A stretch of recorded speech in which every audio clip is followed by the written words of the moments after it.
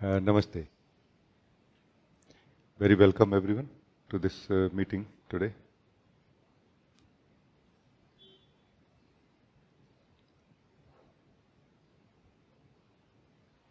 I feel each satsang that is lived and lived together, shared here, is to to make our understanding more clear about everything fundamentally that we are doing here in the direction of discovering who we are or growing together in this. Like more clarity, like to gain more clarity in every meeting and living the truth more deeply, truth of who we are more deeply. So this is what is basically happening. Every one of us should check inside us how much we want to clarify today, how much we want to live the truth like this, and accordingly you can talk to me also as and when necessary. So it's like a collective thing is happening together, all of us together. There's a feeling inside me, then some sharing takes place. Like a guiding could be there, a general sharing could be there also. No? A song of the heart being shared, like this, many different things, but for all of us. No? And then within that, if you feel that you want more of something, you want to be clear about something more, then take this individual call and raise your hand and you can talk also.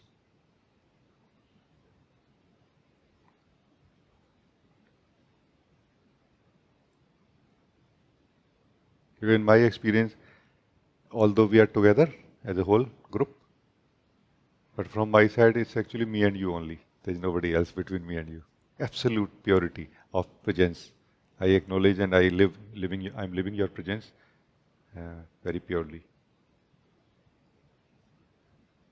Thank you. Thank you for being here.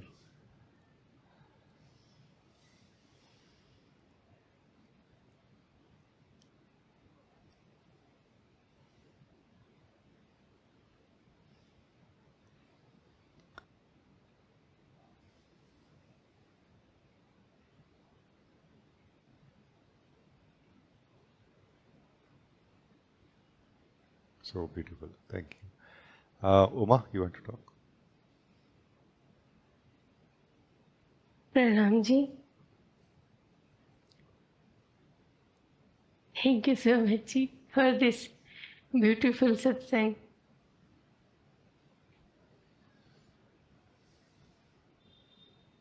Ji, you said that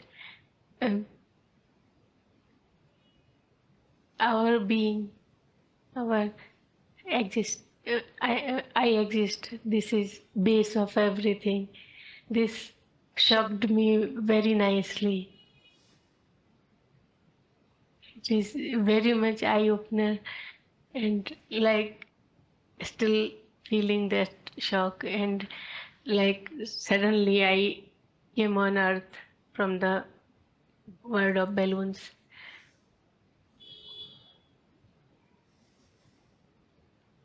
Please share more about this.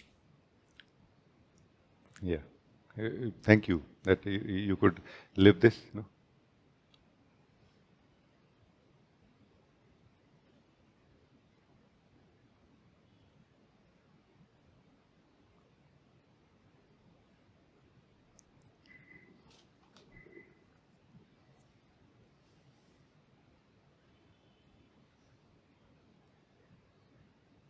In different times, I read about a understanding of having versus living.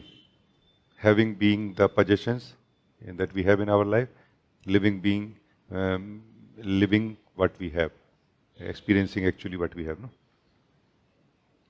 And I had that feeling that time also to add one more dimension to this talk or this conversation, discussion, that is being, having, living, and being.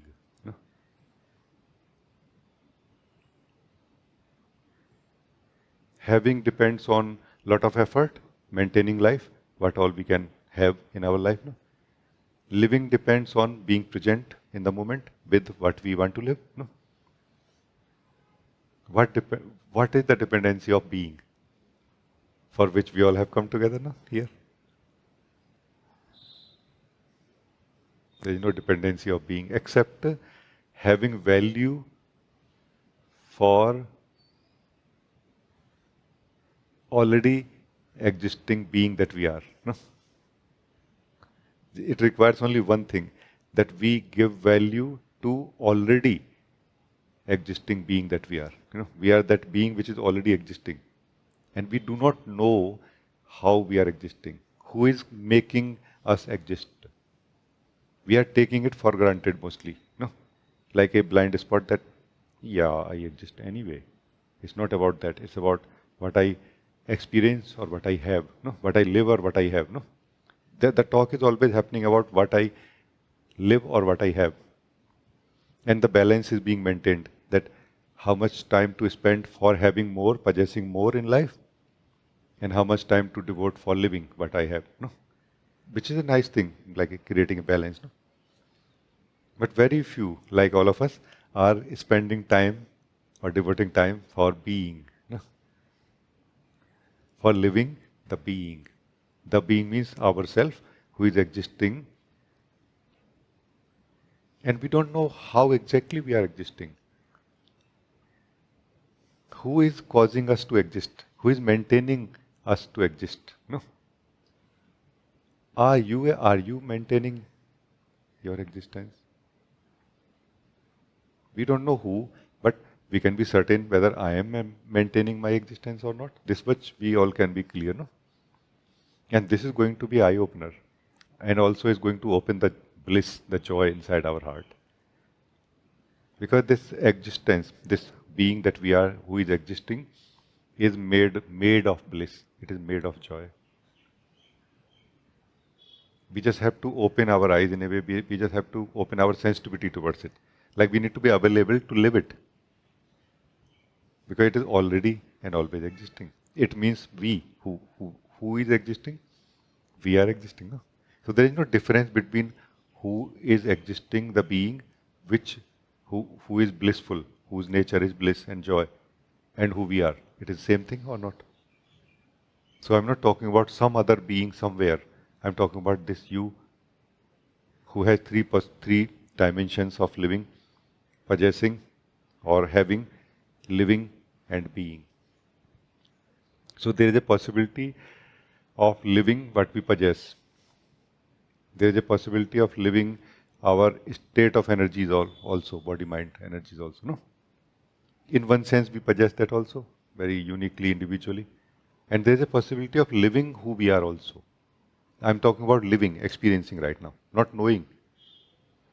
Only living the same way, in the same way as we live what we possess, as we live what we experience in the body, mind, we can live what we are also. Let us live that right now. Why to wait? And if Uma, you feel or anyone else feels that I'm not able to live what I am, we can talk. We can see what is in the way.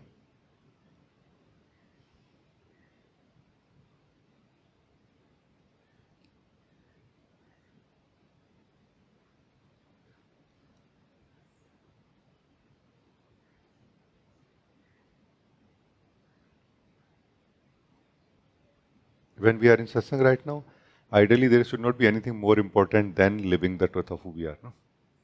So we cannot have this excuse that right now I am kind of busy in living something else. That's why my sensitivity is not available to live myself. No, it cannot be an excuse. There has to be some other reason maybe, and that we can explore together to see whether it is really in the way, whether it is really, stopping us.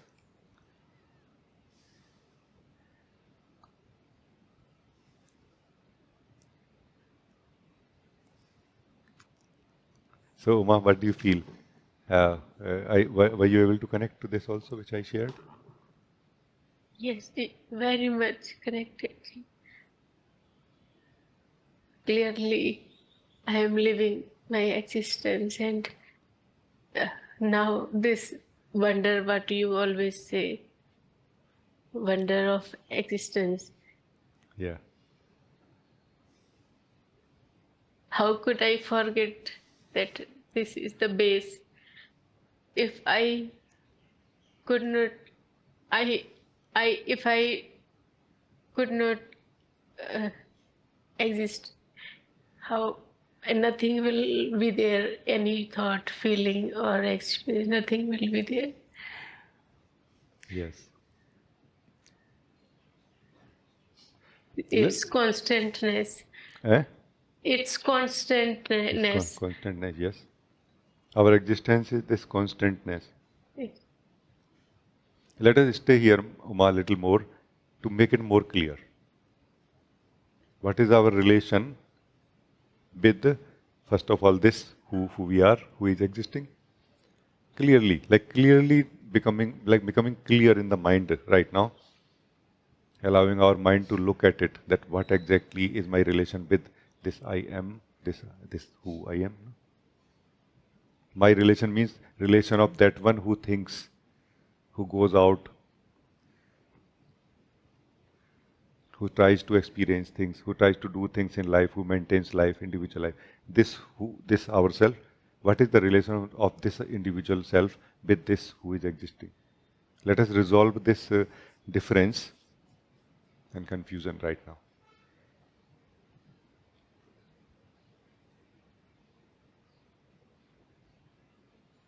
Experientially, not thinking about it, but experientially, let us resolve this difference, this confusion, that as if they are two. Let us see, are they two? Yourself, myself, who thinks in practical life, who does all the actions or takes the decisions, and this myself who is existing right now. Are they two or one? And it's going to serve a great purpose. This is how the the attention which is stuck in the sense of individual person is being brought back into the core of our being. No? And it is not going to mm, disturb the mind functioning. That will remain. But there is nobody there right now because you are in your being. There is nobody there in the clothes of the individual person right now. They are only clothes and functioning like a system, like a existential equipment. Energetic structure is there, maintaining itself with a minimum electricity, minimum energy, and you are in your being right now.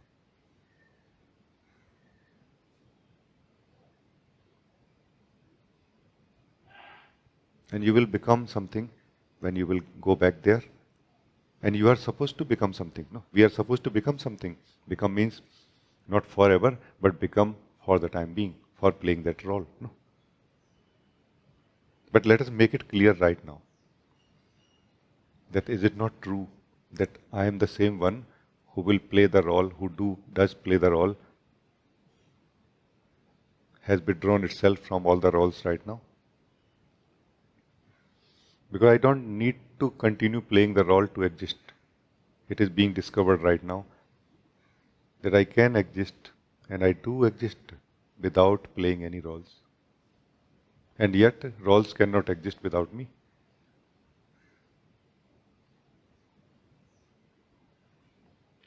So we are resolving this sense of individual self and sense of existence. No, we are resolving. Is it two? Is it one? What exactly is the relation between these two? We are resolving experientially right now. No,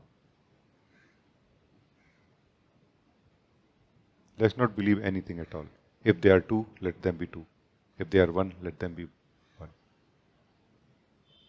Because where we are, satsang is a place of truth. No? It is a room, it is a space full of light of truth. Truth cannot be hidden from here. We just need to be present to see the truth. Truth of anything like this, no? Fundamentally. So, Uma, what do you feel? Yes, I was living this, and I and noticed there is no true, only I am here, and this individual roles is like a communication language. Sometimes I speak in Hindi, sometimes I speak in English. It feels like this. Oh, how wonderful. Thank you. But there is something happens for sure. Like when we play a role, after that, as if we don't like to come back to our, open, neutral, free state of being. We kind of tend to jump to another role after that, isn't it? This kind of thing is noticed. It happens. And that somehow causes a sort of a entrapment, like we get entrapped in the mind or in the playing role activity, which is what is mind fundamentally. Like from one role to another, we keep playing the role one to another. No? So this ourself caught up in playing the role one after another is what is called living as a person, no? Living as ego, no? So now we know what it means to live as ego, and now we know who we are, who lives as ego. Meaning, who does not live itself. And Umar, slowly it will become clear that even when I'm playing the role, I am still the same being who exists. That joyful, blissful being who exists. No? And role is absolutely a role only, a activity, not a actor. Do you see? When we forget our nature, taste of our being, when playing a role, then as if that role comes to life in a way, becomes alive, and it is able to eclipse our natural knowing of who we are. No? Like so, let us remain more conscious and aware when playing the role also, and more connected to our existence also. No? If we want to be safe, don't want to get trapped in the ego again. No? So I think it's very good. Thank you. What you shared, it is true that when playing the roles, then just from one role to another role, and it the circle starts. And here, what you shared, that taking a break of living, Yes. acknowledging I Yes. Yes. exist. This helps. Please share something about this more clearly so that it can be more clear to me.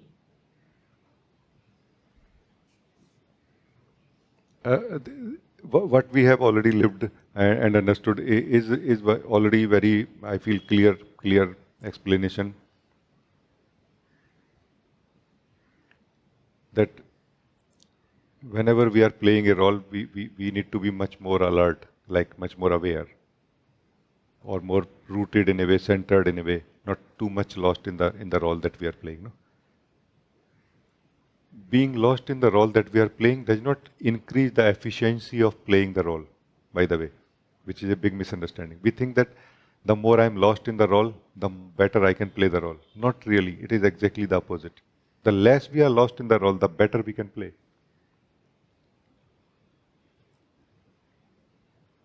Meaning the more we are centered, almost like a not moving, unmoving being, the better we can do any action in our life.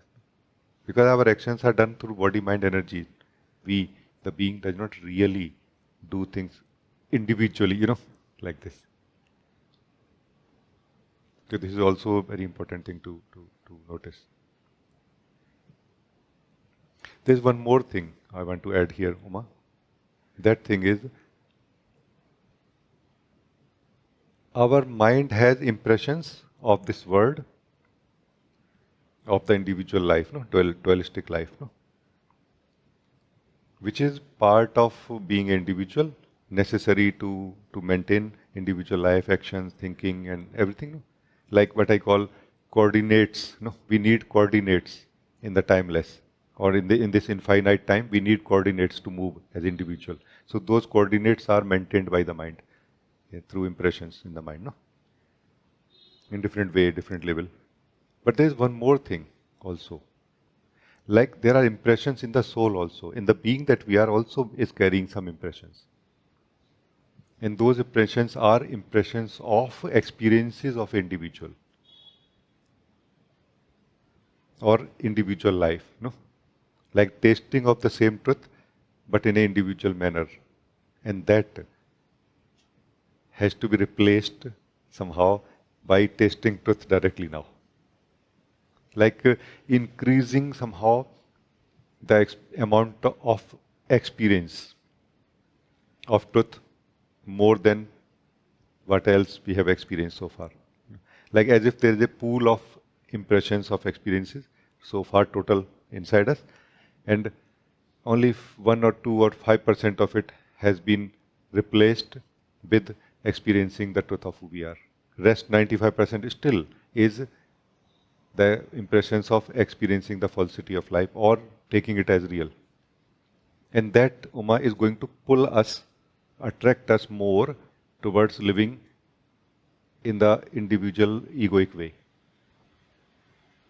Like that becomes like our tendency to be attracted towards egoic, relation with life, you can say. And this is what is why we are suggested to live our own existence much more. Attend satsang, for example, whenever possible. It's a great help for that purpose. That more impressions of truth are replaced inside us or created inside us, parallelly maybe. Not replaced maybe, but parallelly new impressions are created. But as a whole, you can say we have a limited space in which impressions are created. No? As a whole, I'm just a relative term being used to explain something. Then the being that we are will be more and more interested in truth and less and less interested in not truth, the personal life. No? I'm not saying the being will not be interested in life. No, being is very interested in life, but not personal life, not personal way of living. No? Which is a very different thing than actual living of life. No? So I think this is enough for now. Thank you. Yes, very, very good. So let us update our mind understandings. Let us update our heart's impressions also of living. And let us wake up to the existence that we are also. These three things are the key. As much as we can in this direction. What is dhyan, core meditation? It is actually both. It is updating the impressions in the heart, and it is waking up to the existence that we are both. What is discussion, thinking in satsang, or contemplating afterward also, is updating our mind, no? Like this. Listening to satsang also later, no? Recording and all, that is like updating our mind also. Thank you. That's very nice.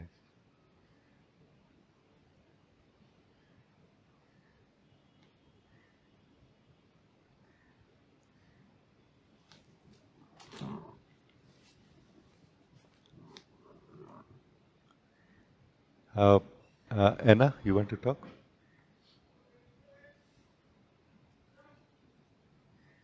Namaste, Rajee. Namaste.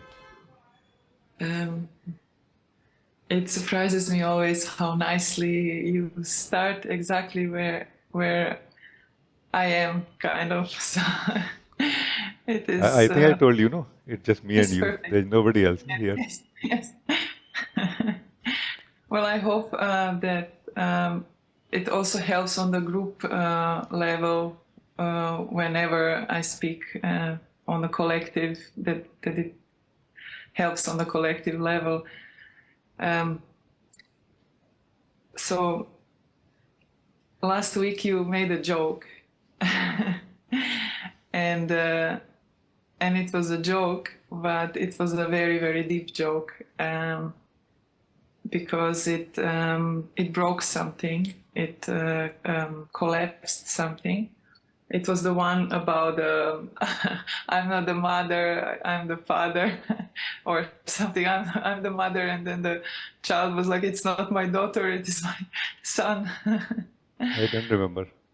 You don't know the joke. You said it. You told the joke. It was about two fathers standing Ha watching. ha ha. Oh yeah, yeah. Yes, yes, and something collapsed, which I can feel what it is inside of me, and it is also what is maintaining the existence. You know, it feels like maintaining existence as Can I stop you here? yes, yes, Uh, yes. do I maintain my existence or do I maintain my impressions? I think I should maintain my impressions, not existence. Because existence is being maintained by my beloved Lord. My existence is being maintained by my beloved, my Lord. I am 100% free from maintaining my existence. I should not waste my time in this. I should spend all of my energy in either knowing this truth and living this truth that my existence is being maintained by the Supreme Being. My being, my existence is being maintained by the Supreme Being. Individual level impressions I am supposed to maintain. The more I learn how to manage a library, like library management, the better, no? You know.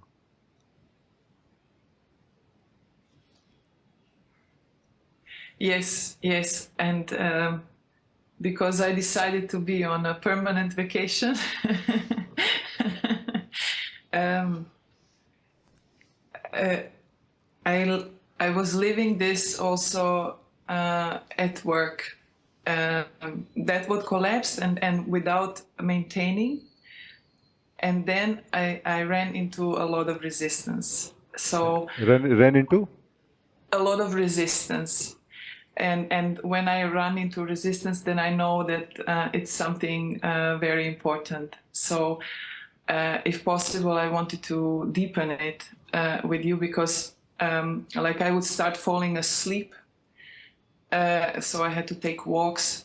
And also during the sittings, I was very restless, which is not usually it's very beautiful when I sit. And so there was a lot of restlessness and this sleep when I was around people.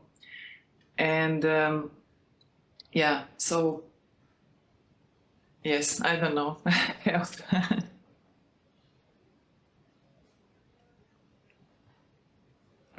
I can just share some basic which I know about it. No,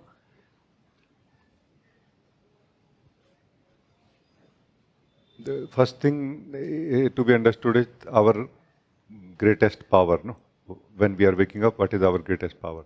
Our greatest power is actually ourself only.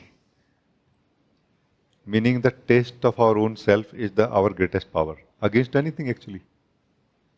And we may not really realize it in the beginning, but you should try that when feeling sleepy or anything, that time as if we have gone back in the old way of being, where we feel that right now there is a restlessness in the body, there is a sleep in the body. I'm not really supposed to focus on myself and live myself. Yes, this is a default way of being in which we have fallen again. We should remember right now that no, I still am free to experience my existence. And that somehow withdraws us from that way of being, and that will reduce the experience that we are having right now so much more in the experience. Like the intensity of that experience reduces drastically immediately. This is what is noticed by me, by others, including even the experience of sleep or restlessness. Like it kind of is reduced to the level where it is happening. It is not spread all over the being. It is not filling the being anymore. You know, Because it is somehow as if the being has become restless when the restlessness is inside. And in this model, the being is back to joyfully existing, while having experience of restlessness in the body. And now it can be handled much more wisely and appropriately. No? This is one thing that I would like to share with you. You should try this. Like it's like a mind lock. It's like a lock we have inside. That I'm either in my existence state of I am, or when I'm here, you know, then as if we forget that I still exist. Like our attention refuses to go back to our existence during these difficult times. Difficult in the sense that not a nice experience happening in the body, or there is a need to attend the body in some way or give rest to the body. So this is one thing, no? Another thing is that it is really true that you, the being, has started waking up to who you are. But the different layers in this body, all these layers together, the old energies are still old. They have not been upgraded somehow, you know. It is true. It is like you suddenly felt very strongly that I want to really walk a lot, like 10 kilometer, 20 kilometer per day, you know. Like you are like very strongly feeling like this suddenly in your being. I want to walk in the jungle, you know, like in the forest a lot. But your legs, for example, are not ready for that yet. Then you are going to enjoy these long walks very much while your legs will still ache, isn't it? So I feel these reactions coming from the energies are just the legs aching and telling that we need some rehearsal, we need some practice of this new way of being. That is what is living as ourself while doing some small activities of daily life. No? That is going to readjust our energies and kind of remove the non-essential heaviness of them as, very much. Like, because only the being knows what is heaviness and what is necessary information in the architecture. No, the individual mind does not know this. You know, really, that okay, this cell contains a heavy energy. Let it go out. We cannot really find out like this.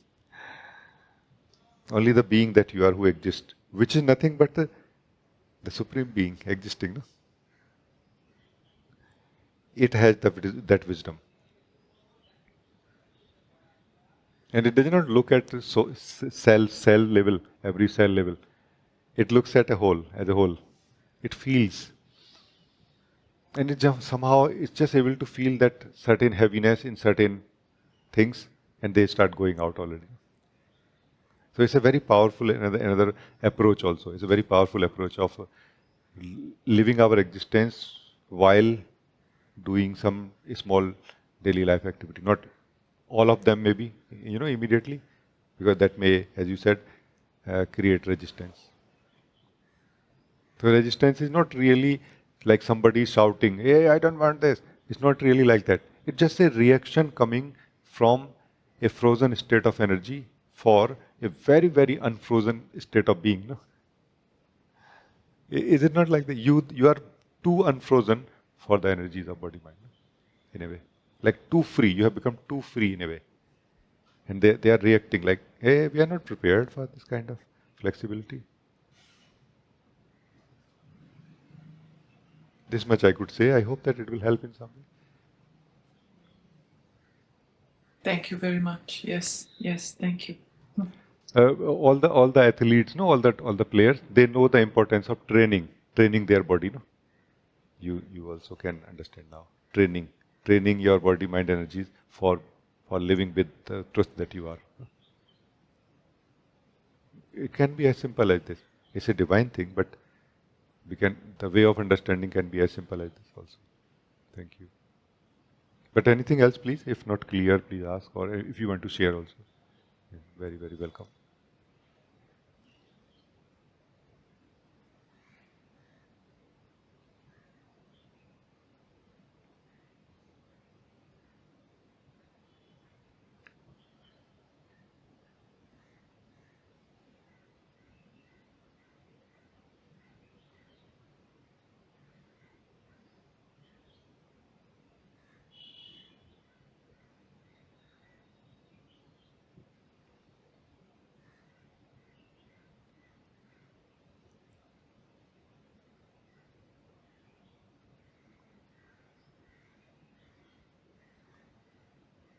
One very interesting thing I somehow feel inspired to share about sleep, no? Sleep that we feel, no? Not the sleep that we experience or or live, no? When we are sleeping in the night, not that. The sleep that we experience in the body. Very interesting thing about it is that we think that some sleep came from somewhere. No, it did not come from somewhere. It was all the time there. We were maybe less present. It was all the time there. Now we are just more present, more conscious. That we are noticing what is happening. Why my body is carrying that kind of sense of sleep or something. No, it was always there. This is how the existence is able to put the being to sleep in a body. No,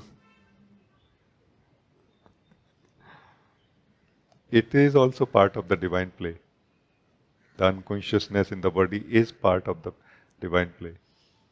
It's not really personal. Oh my God, what kind of being I am that I'm so unconscious.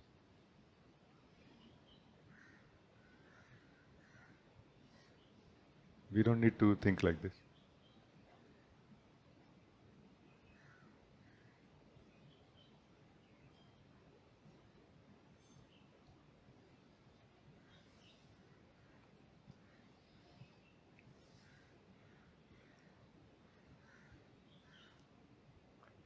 In the ancient understandings, everything is given certain value. Many things are given certain value for handling this particular thing only. For example, sadhana is given a lot of value. Sadhana means what? Practicing certain things. Like what we were talking, Anna, that live yourself as yourself while doing small activities of practical life. This is converted into exercise. So this is what is sadhana. Like it's not going to be part of our daily life, but we will do something special for it. So this is sadhana. Specially designed activities for removing these, handling these things in a fundamental way. So sadhana is one thing. Another thing is selfless service, seva, seva.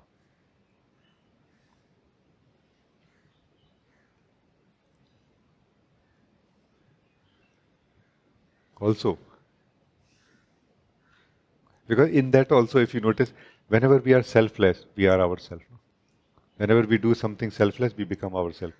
Like even at the mind level, mind is not able to facilitate or support us in being a selfish or being a being a ego self during that time. And while we are using our body mind energies, so they are vast by our own purity of our own existence, and it has that similar effect also.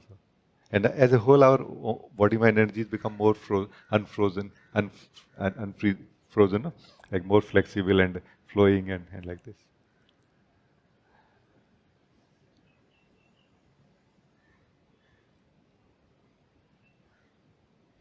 And some other things are also. We'll find out many. There are many things which are done on the path of spirituality. Those things, not all maybe, but some of them which I mentioned, and some maybe I did not.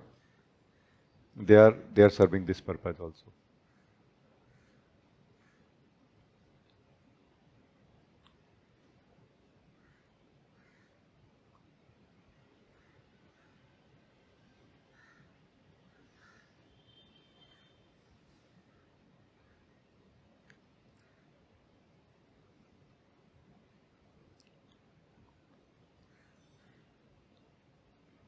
Thank you. Thank you.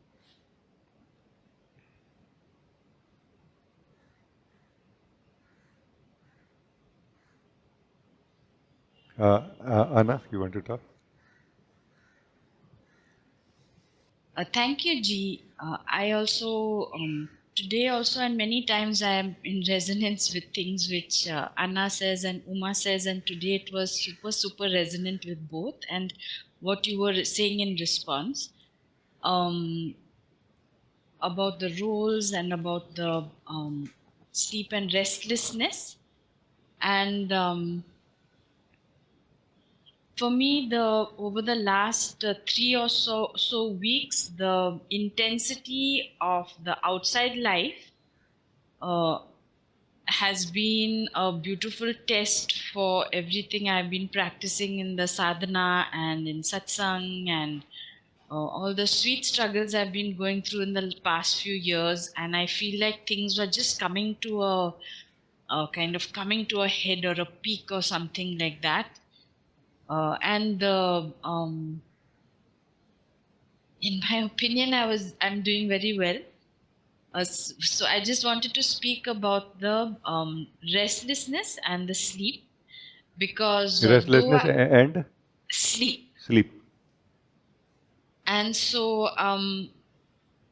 I felt that this is difficult to articulate, because it's not like I'm feeling on one level there is energy and I'm able to do everything that I'm able to do, that I want to do. I won't even say need to do or have to do. I'm understanding I do now what I want to do, and I have that energy exactly for that in beautiful proportion and intensity. And simultaneously, the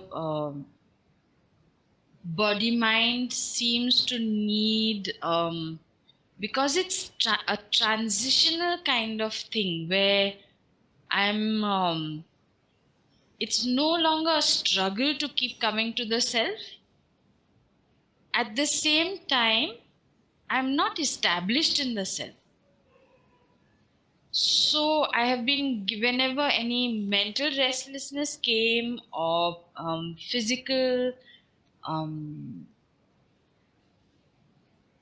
it's not even fully tiredness. It's just a need for rest. So I've been lying down. It's not so much sleep as I've been lying down a lot and even sleeping more than usual.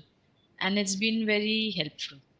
Thank you. I felt inspired to share something here, which I feel can further help in, understanding this topic.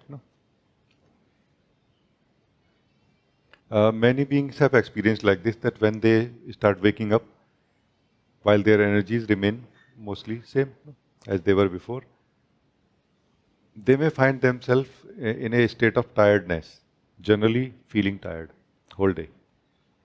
It is like they feel tired, but when they try to sleep in the daytime, they are not able to also. And what I found about it is what I will share with you.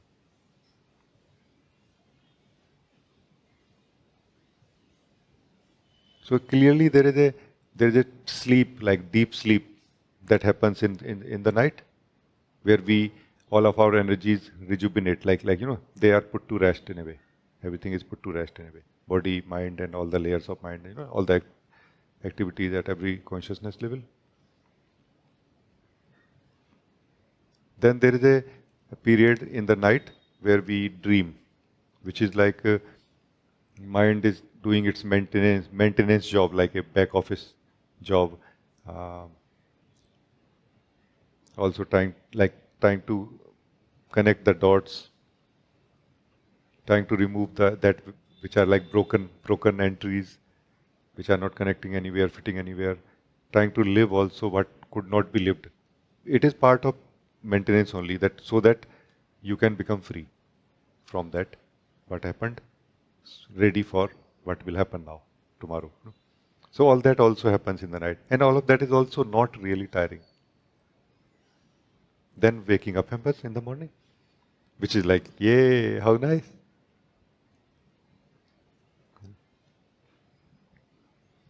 And for most of the beings, a coffee or something else, a drive to go to, into the practical life and life is more than enough to break that sense of sleep, or to cover it up in a way. Like it goes in depth of our being somewhere, and we feel very fresh and kind of totally fine. No? But for beings like us who are waking up now, it is highlighted somehow. That sense of sleep did not go anywhere. It still remains, which is like a continuous engagement and not letting us involve. It is not letting us involve in anything actually.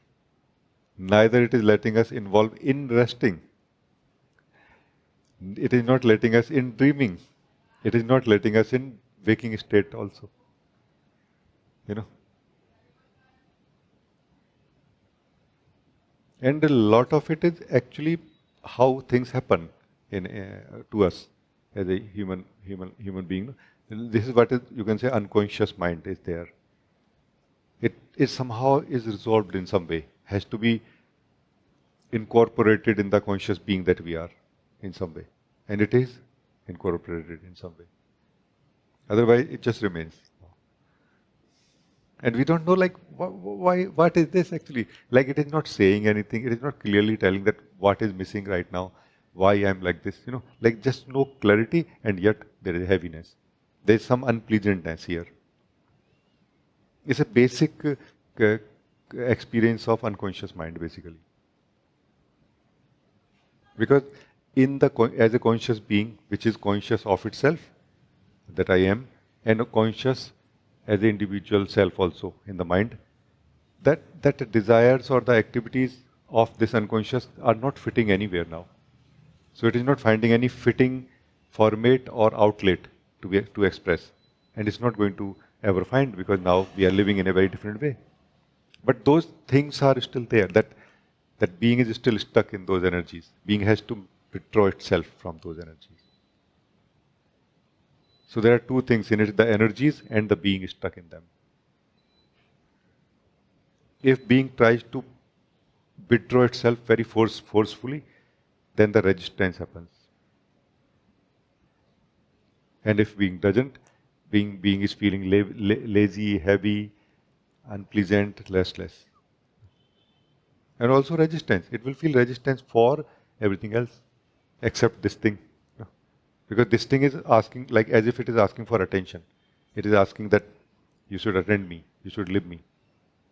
Like this. It's a little bit of a difficult thing here. Should be handled very carefully.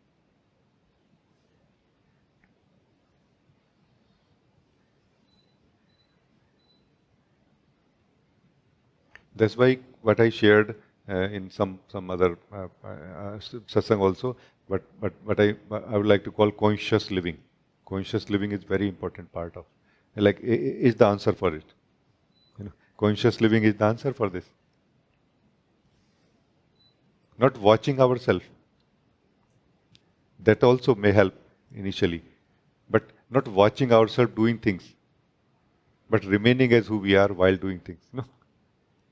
Remaining as the being, remaining conscious, self-conscious of our own existence. Remaining conscious of our own existence when living something. This is what is conscious living in one sense. The detailing of it is somewhere in that other some other video can be found maybe somewhere. And that somehow is like dealing with it without fighting with it. This is the way. Because fighting with this is like almost we can be certain that we are going to fail. Because this energy is totally blind in a way in comparison to our present state. And we are mixed with it. So it's like one of our hand fighting with another hand. Whoever wins, we are going to lose. You know what I mean? It's like this. Whoever wins in this fight, we are certainly going to lose. Or feel wounded or defeated or tired but there are better ways, conscious ways of dealing with these things. This is that better way. That we understand that yes, it is there. Having resistance for resistance is the best thing we can do to feed resistance. Having acceptance for resistance is the best thing we can do to remove it. So let us drop the resistance we have for this first, because that is only feeding it. It's not helping in removing it. No? Do you see what I'm saying? So let us live in the purity of our own existence, so that we don't have any mind impressions here. We have come to the purity of our own being and the wisdom of our own existence. From here, when we look at this resistance or this heaviness, we will not feel resistance for it. We will feel like it's all right. Like we will like to embrace it in the love that we are feeling, the joy, the truth that we are. And that is the actual right way of dealing with it. Not fighting with it, not rejecting it, not condemning or criticizing it, but without being involved with it, embracing it in love of our own being, light of our own being, without being involved with it. I think it will help, Anna. Yes, Ji, this is very beautiful because I'm audible. Yes. So yes, in order to not fight with it, I was lying down a lot. And I like what you have said is to live consciously. And I also in earlier satsangs have understood the difference between watching oneself and being conscious. That was a real aha for me once some time ago when you had explained. And in a way, I am in fact already started doing this little. So thank you so much for this affirmation, and I think this is very beneficial too. I will continue this now. Oh, Thank you so much. thank you. Let me try to remind you something which I have been sharing for quite a long time. In the recent past, maybe not. I used to share, if you remember, something called every morning we should sit quietly and look inside us and neutrally watch what is going on. That exercise actually is in line with this also. Meaning, why we should do something when we have a problem. That time we are anyway troubled and we are less available to solve something. Like we are not so strong, we are a little weak already. But when we are not weak, when we don't really have any problem, why not have a routine of practicing something? Not routine like a mechanical routine, but more a reminder that it is important every morning to improve my relation with my energies of body mind and my connection and clarity and self-awareness, also. And from my self-awareness, living the energies of body mind also. Like what is going on basically means what? Whole of life in front of you. Whole of our life in front of ourselves. That time in the morning, let's see what is going on today. Because any thought, any feeling is going to tell us what we are interested in. Either what we are trying to run for or what we are running away from. No? Any thought and feeling is an indication that either we are running for it, interested in it, or running away from it. No? That thing which we are neither interested for nor against it does not exist inside us very soon. And even if it exists, it is like powerless. It has just no power. Like somebody throws a stone at you, and you find it is made of very super light plastic, like carbon fiber or something. Oh, it's just totally harmless, or made of a sponge or something. That kind of powerlessness is felt about those things which are inside us, and we are neither for nor against them. Like we have no attachment to them, basically. That's what it means. They have no power. So our attachment to what is happening inside us gives them power, no? Do you see what I'm saying?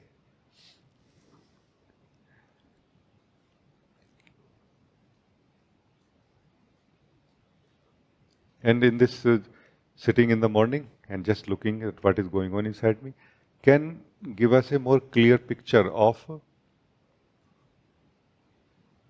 what we are unconsciously attached to sometime and we don't want to.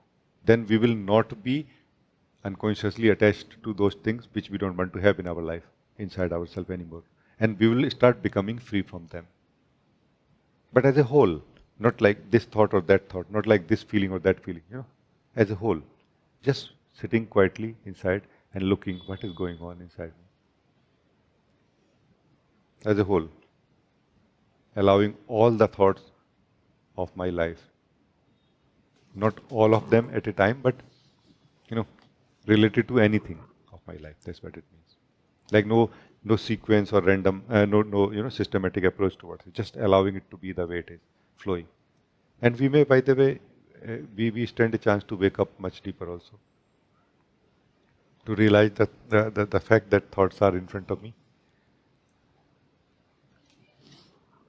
And thoughts are not saying that, listen to me. Thoughts are never saying, listen to me. Thoughts are never saying, follow me. Thoughts are just not doing any such things. Then why we listen to them and follow them?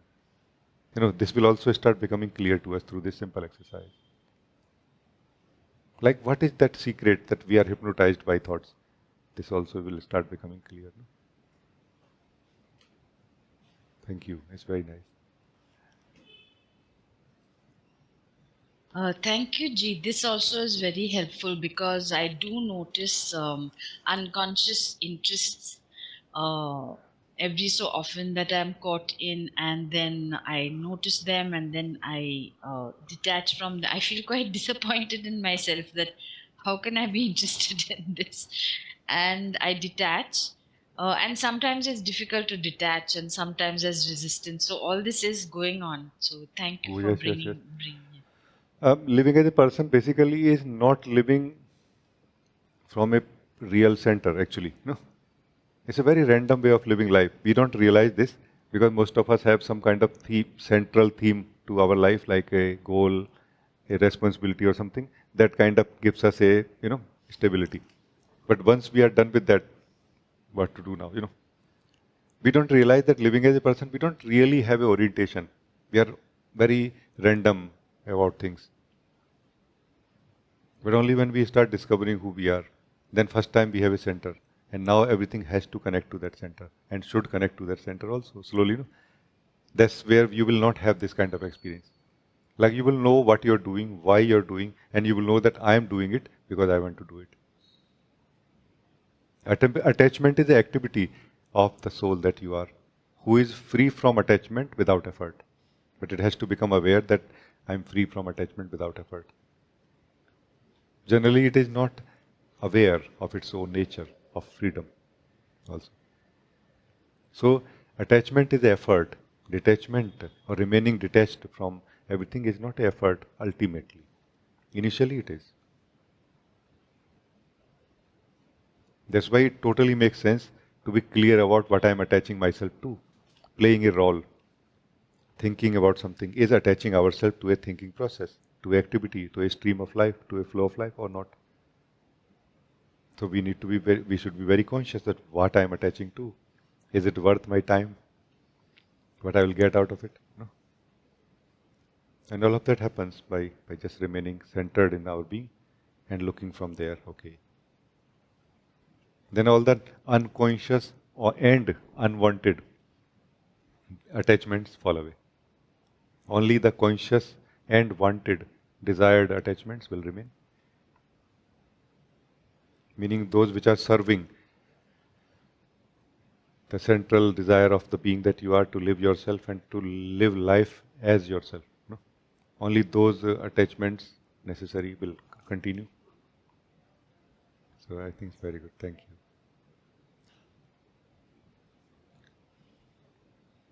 Thank you, Ji. Thank you very much.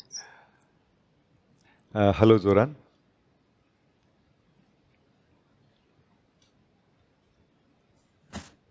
Namaste, beloved Guruji. Namaste. Beautiful to be with you again. To to be in your love, your presence, your availability, as always, and all the other people in the sangha today. I think everybody, most of us, seem to be in the same resonance, going through a very, very similar thing, which is very helpful on this end as well. So I just want to say thank you first to, of course, yourself and everybody else. It just seems like, there's such a connectedness, and it seems like this is something that's been cycling through over on this end probably the last 3-4 years. There's been, this tiredness, this coming to an apex of recognition, and then getting lost in the stories of the mind, being drawn into it. But yeah, it seems different this time. Well, for starters, just being connected to you, more recently to a greater degree shows so much in itself, just to the willingness to be available and not kind of running away from whatever's unfolding.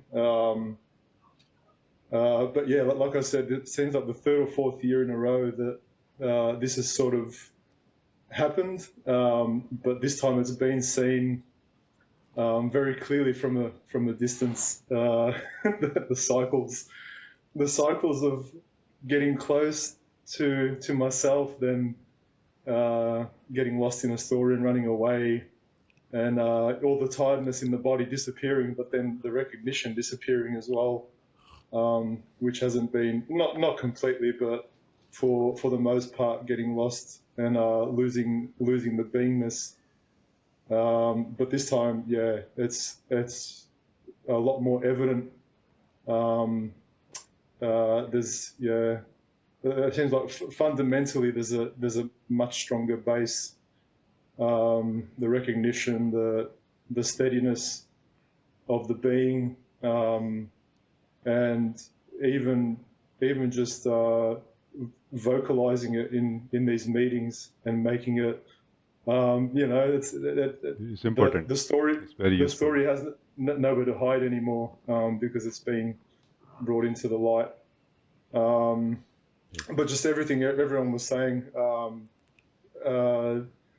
yeah, like how you were saying, just to remember to stay in the being, and the story of, even in this meeting, I was starting to sort of nod off a bit, get a bit tired, and then just reminding again, just stay with the being, because it's got the answers to all of the imaginary problems of the person, it seems, and not even that, just coming back and being replenished straight away, just reinvigorated, and just laughing about it.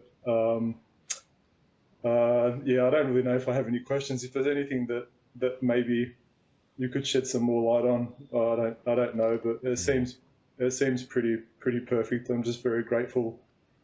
And even now, there's still little moments where, for a moment, I'll get lost in the story and then just come back again, which is very useful actually. Yeah, the training Yeah. has been, it's very good. yeah, Then. very good. Yeah. Because if such a thing happens in thank Satsang, you. it's very good. Yeah. Meaning when we catch ourselves, oh, I got lost. That's very good. Yeah.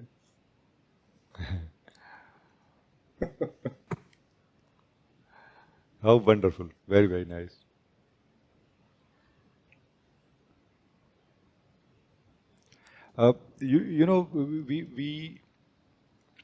You can very much understand this now, that we had lived truth, some years back, when you used to be in person also here, no?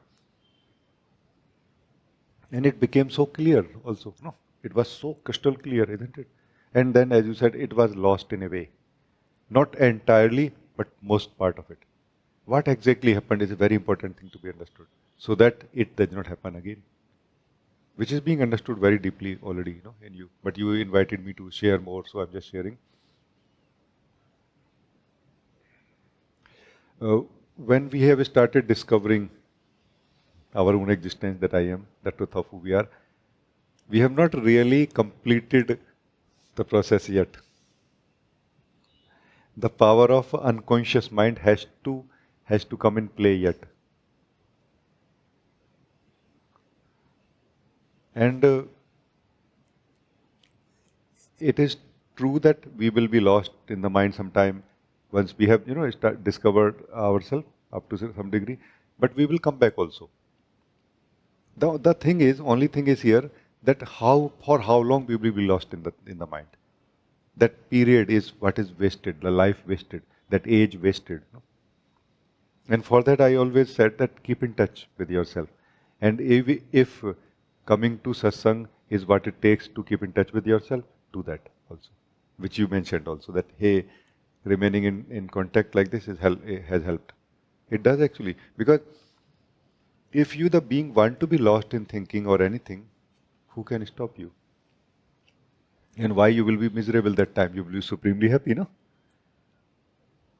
But when you don't want to be lost, but somehow time is passing, days are passing, weeks are passing, months are passing, and you are noticing in the background like, yeah, time is passing, and I'm somehow not coming back to myself, where I should.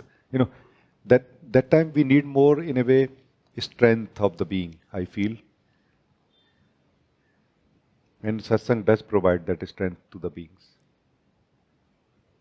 Very clearly, Satsang does provide that strength to the being. Not like talking, maybe not like asking, maybe just coming, just listening, and we get that strength more somehow. To make the right decision, whether to stay in the mind or get out of it, whatever way. But making a decision as the being is the way to remain as the being, regardless of where you are. It's never about what we are living with. It is always about what we are living as that time. So it is not that we are lost in the mind.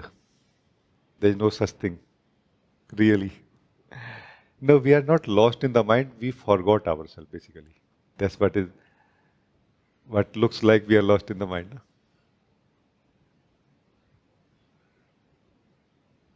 Like different movies, no, in which somebody has lost their memory and they don't know who I am. They are asking who I am. Like, can somebody tell me who I am? They are checking everything possible, document and all. And then somebody says, you are so and so, and they have very strong, like a chain of evidences. Then we will believe, no, this is what mind does. Mind is not really against us or trying to convert us into a false self. We are asking for its services. Hey, help me find out who I am. Mind says, I think to my best of knowledge, you are so and so. And then we have no other way to, go than to believe it and okay, so I'm so and so. But we are not happy. Because deep down we know I'm not it. So this deep down and superficial level of consciousness is what has to come in sync. That's why any knowledge, fundamental knowledge, which we have or which we maintain while maintaining self-knowledge, I am, will not be lost by us while living ourselves as ourselves, or will not be, or our self-knowing will also not be lost when living practical life also, through that knowledge, because that is a practical life knowledge in a way, or ability to live practical life while living as ourselves, also. So that's why it's kind of important to see clearly these two things, that all of my knowledge and energies are not really serving self-discovery or living as myself.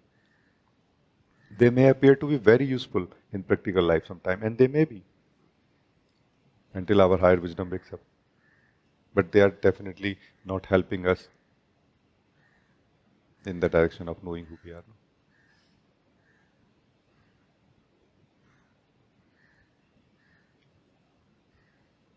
So Joran, what is happening is now what is happening, I feel, in you is that you are not becoming free in the same way as you were becoming free before.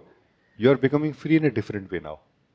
At a more deeper level, you are becoming free in such a way that the doubt that I will lose this freedom, is not happening so much now. Meaning the region why we lose our freedom, those regions are being exposed also now here. In the true freedom, those regions are also exposed, no? Like how do we forget ourselves? So those are also happening in you, I feel, and that's why there is a confidence and a happiness. Like it's something much more solid and kind of deep in a way. Deep basically means this. Deep and clear, same thing. Clarity is depth of knowing. Like more clearly knowing. I hear some words and some they are very beautiful sometimes to me. Pure perception. What is pure perception? Pure perception does not discard a presence of a thought or a feeling or body or sensation or anything, no? But the seer, the perceiver, is not affected by anything which it perceives. Like the ability of the perceiver is not influenced, imprinted, or affected by what it is perceiving at all. This is pure perceiving. No? So I feel you are coming to that pure perceiving. That is where you feel that I'm not really going to be caught up now. Meaning internally you know that no, I will not be caught up now. Because you know internally the reason why you got caught up before.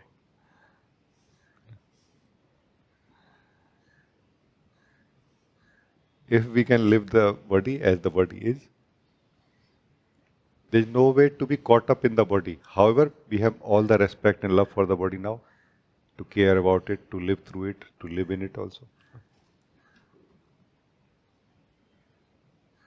So the attachment with the body is the mainly rooted in not perceiving the body as it actually is.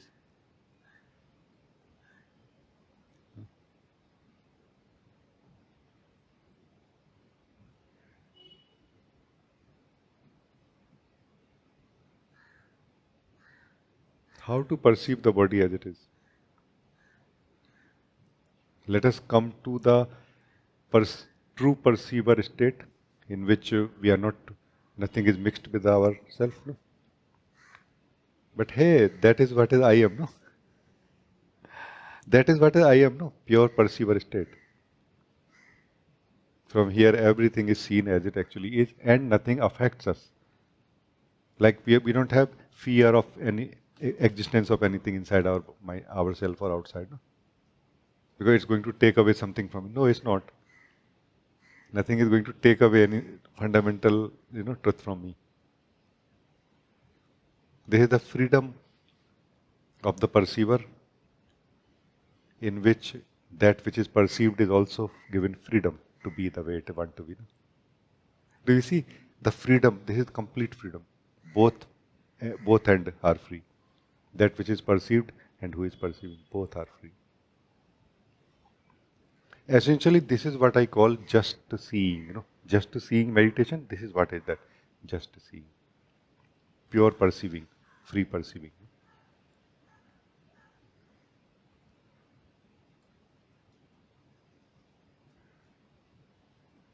It's amazingly beautiful. It is so amazingly beautiful to be even for a few seconds like this. No?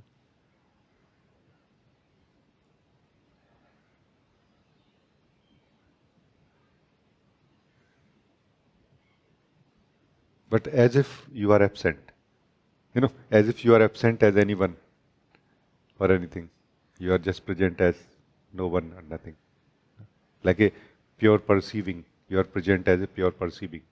What we call pure awareness. No? You are a pure perceiving. A being who is just present without being anything or anyone. No? It's a very silent state of being here. Very pure. And here everything is true. Everything in the sense that the only truth is here. Because thought is not here through which we look. No?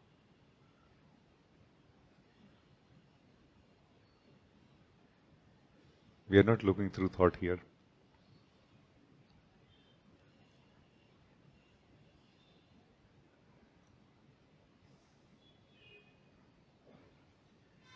However, we can look at a thought here, if thought happens.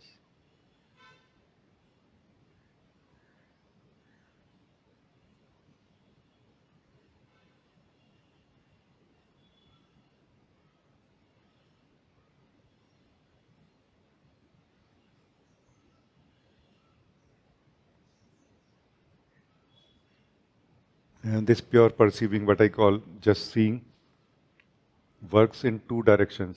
It purifies our perceiving, and it improves or purifies the self-knowing of the perceiver about itself. No, the self-knowing of the perceiver, self-awareness of the perceiver increases also here. I don't know if you guys remember this, old practice which we used to live, simple seeing 3 steps. No? You know,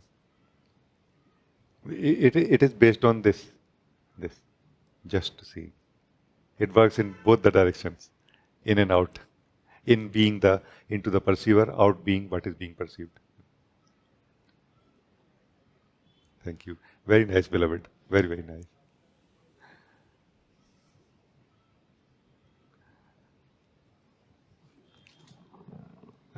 Peter, you want to talk?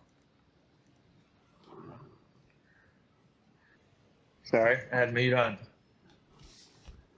Hello, Peter. Hello, thank you for this meeting. Very, very nice to meet you.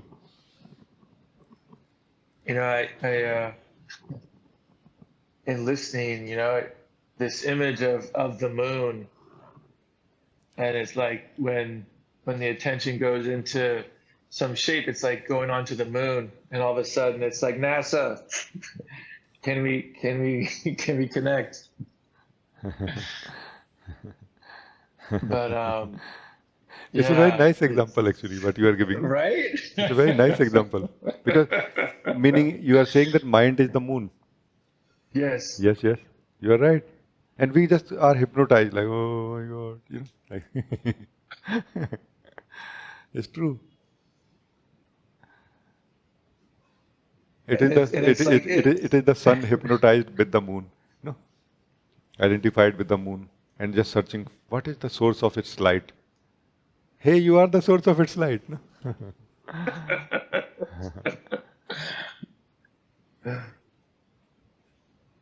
And it's like these promises, like, oh no, we just go on the other side. There's an oasis, but all of a sudden there's like, NASA, where'd you go? True. We just get talked over to the dark side of the moon, and it's so cold over there. But yeah, I just really grateful for this meeting, and I acknowledge, this, it's like you holding this space and speaking from this space, so that it starts to come into view of like, just leave all of these, like you said, this activity, it's just like an activity that the attention can get pulled into, like, and it gets our support, right? It gets my support to stay busy and preoccupied. And Oh, yes. Actually, even the daily life activity of the whole life also are a support for it to remain in that engagement continuously.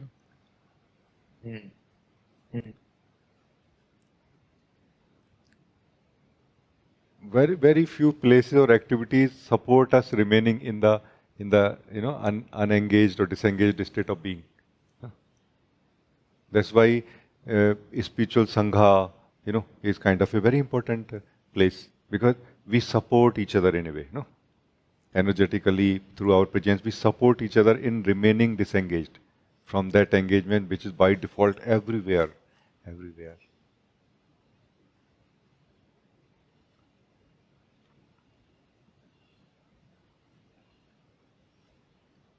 I remember, Peter, a long time back, I was in Delhi on a metro station, like I just was going somewhere or something. And I noticed some people were looking at me. And then I realized that why they were looking at me, because I was not doing anything. Everybody was doing something either visibly, like phone, laptop, newspaper, or this and that, or internally, And I was like quietly just sitting and, sitting or standing basically. And it is somehow highlighted, like a contrast is seen, like, oh, like we are not plugged into that engagement energy. And it is seen by those who are engaged, like, hey, outsider, why don't you plug in? Because I don't want to. I'm happy without that. But yes, it is true. So it is really difficult That's why it is said, particularly, I think I have heard from Osho and some other great beings that knowing ourselves is a path of alone, somebody alone. Like it's an individual activity, it's not a group activity in that way. That's why I insist that let us respect the group that we are, each other, because we are really helping each other in a way, but let us also not forget that it's just me and you here. Because when it comes to being benefited, it will be me and you only. It cannot be like a group in that way. Because otherwise we will fall back into that same old way of being a person.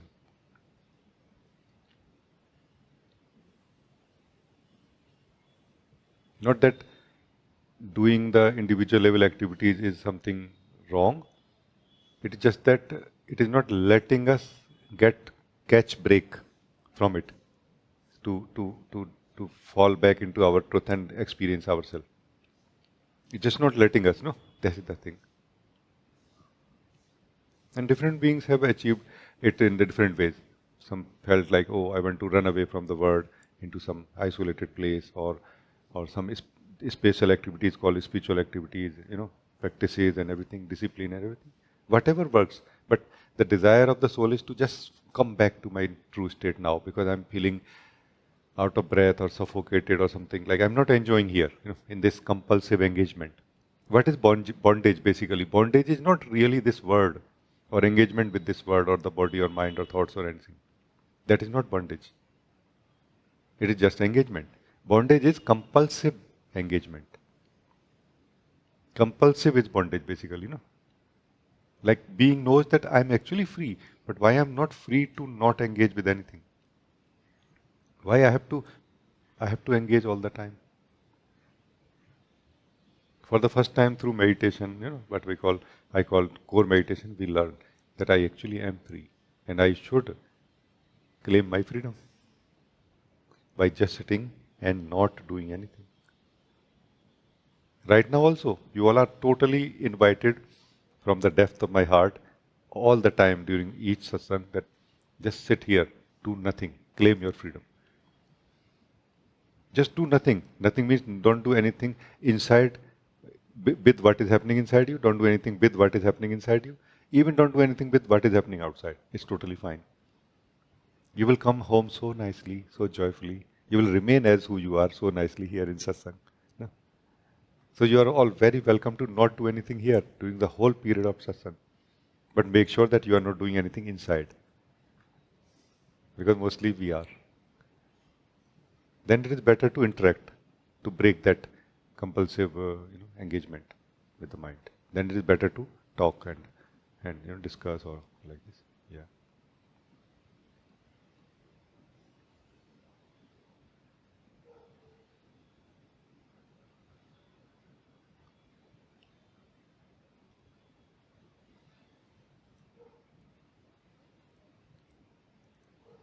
I just want to say one last thing to you, Peter, and then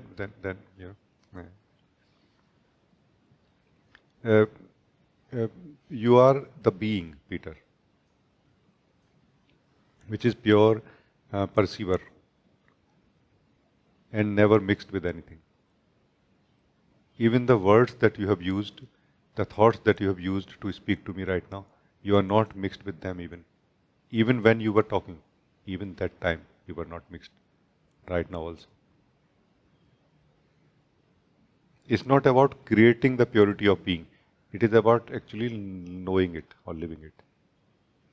While the thoughts are still there, while the feelings are still there, while the sense that I am engaged is still there.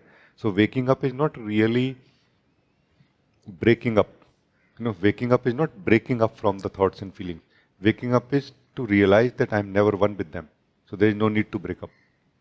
My nature is totally different than their nature, They can be totally there. The one who feels identified and one with the thoughts is not a real self. It is only a thought of the self, but a thought only. So who has the thought is the self only. But it is a thought about the self this time. I am engaged. I am one with my thoughts. No, you are not. You can never be. Peter, see this like this right now. Don't try to become free. Start living freedom right now.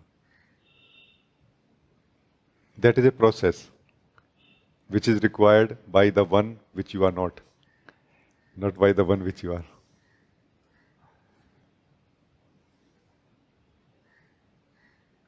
Improvement in thinking process is absolutely useful for living a practical life in the individual manner. No? It's totally useful. There, that improvement will be useful for you, not in the direction of knowing who you are. There it will be very clear to you when you refer to yourself, who you refer to in relation to other I's. Other I means other you. No? Who are you when you say I? So that all clarity in the mind is very useful. Like more clear, the more refined, the better. But that is, whole of it is your activity, not part of it. Whole of the mind is in front of you, not part of it. And whole of your mind is in front of you all the time. I am calling you, Peter, and everyone, wake up right now. Even if little bit. I am calling the being that you are. Wake up right now. Even if little bit. It's not going to remove the thought flow. It's just going to make you free. A smile will come on your face immediately. Like, wow, that's amazing. You will realize that I was trying to be free outwardly. I actually am already free inwardly. And I just did not claim it. Now you are claiming it. The freedom is not achieved by diving into ourselves. There is no way possible in that direction. Freedom is achieved by withdrawing ourselves like this. Withdrawing ourselves like this. Like retracting ourselves in a way, retracting ourselves in a way from everything. Then remaining as what we remain. This, as what we remain, is the pure perceiver. This is what is I am. Every one of us will say that, this is what I am. This what I am, this what you are, does not have a need to engage with anything. It doesn't have a need to engagement with anything. It is its play that it engages. Not for the out of need. Nothing is lacking in this I am that you are here. You are complete and forever blissful within yourself. Eternally true. It is a simple truth right now. Every one of us can live this truth. Engagement is not a problem. It's your play. Continue playing as long as you want. But know clearly the difference between yourself and with what we engage. Whenever we engage with thought. Be careful when you engage with thought. Thought does not create anything except imagination. But the imagination looks like imagination of this word. No, it is the imagination of who we are.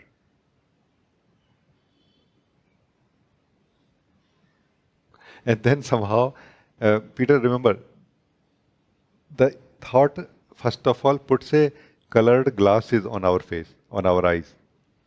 And it does nothing else to the reality, rest of the reality. And now everything has changed for us now. Because we are seeing through that color everything, and now everything is not seen as it actually is. The pure perceiving is not present anymore. So the thought does not have, in generally speaking, the thought does not have our individual thoughts don't have capacity to change things so much in this existence. They work like a colored glasses.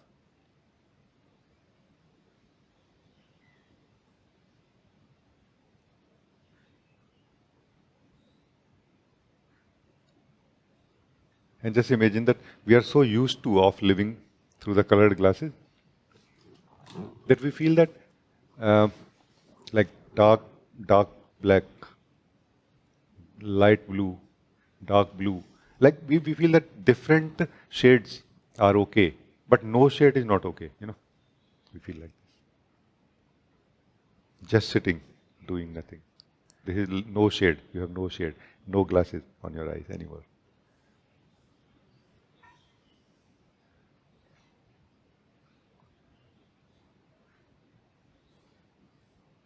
It's just amazing. Like the eyes of the one who we are truly are opening up now. Like first time, it is kind of, it's like not used to of seeing without sunglasses. Like the light looks too bright, and slowly it's opening up. Like, wow, that's nice. That's why I say just sitting first, just seeing after that. Because our true eyes or true seeing will not open up without just sitting into ourselves. No? It will be too bright in a way. The truth is too bright initially. Just joyfully shared. Thank you. Very nice talking to you. Thank you, beloved.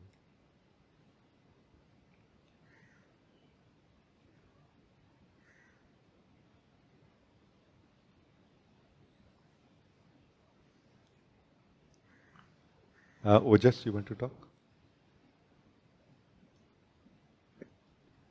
Namaste, Rajee. Namaste.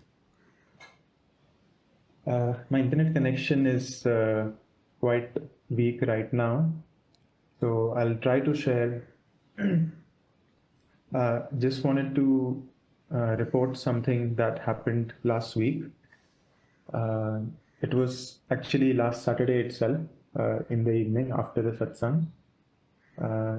So it was like sitting in meditation, and suddenly like some snap happened. It was through remembering that, like not this, and not even I am. And then suddenly there was like, okay, so it's, not even the thought I am. Then I was able to, be myself, and it was very nice. I felt the joy, I felt the real lightness. Then I got up from meditative walked, I went on my bed, I looked, and I did some journaling, audio journaling thing, like there was a very deep, peaceful rest. Are you able to hear clearly? Yes. In between, little bit, not. I was not able to, but now it is fine. Okay. It's like, like the walking was going on, even the journaling was going on, but there was a difference, I never experienced something like this. It was like I was just resting, it's like, and yet it was very intentional, whatever I was speaking was very intentional. It's like, yeah, like I am not this speaker, but whatever I want is being spoken. And the difference was that usually there is a sense of heaviness. It's like the cloud of the mind. So that was completely absent. It was like so spacious, so light, and it lasted for a long time, for a couple of hours until I went to sleep. And yeah, then next morning I was back to old self, and then the rest of the week just as old self. Yeah. Yeah, this is the thing. Every company provides free samples, but afterward you have to purchase. No, afterward you have to pay. If you want the full subscription, like full product, then you have to pay. That paying is sadhana.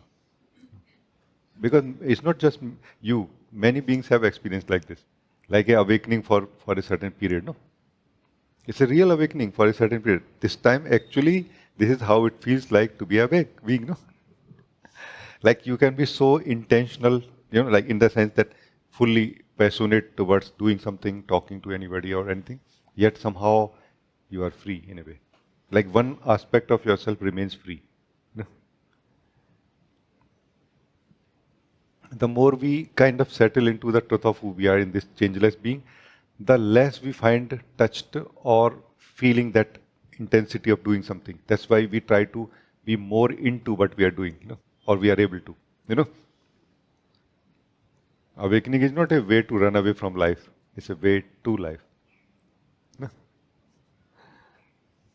It's a way to be fully passionate into life without being affected by it in a way. Like whatever taken, like in Hindi we can say, जो भी लिया, जो भी दिया, सब यहीं. Like whatever taken, whatever given remains here only. Nothing goes in the changeless being that you are. At the same time, it's a strange thing to say like this, and it is impossible to understand unless we experience ourselves. And because you have experienced, that's why I feel that you can very easily understand this. But this was a sample only. Like a grace, like a gift of the grace on you. Because the grace is calling you now for the full version, for living permanently like this now. Yes, Ji, I'm very grateful to receive this sample because now I have a taste, so I know I know what is real, So yeah, and yeah, I'm very determined, and slowly there are some desires which are more, again and again they keep coming, like, oh, do I really need to give this up, So just fully dedicating this life, that okay, this is the most important thing, and at any point, whenever there is time, this is what I want to prioritize. Yes, yes. I understand. I can very much correlate with this.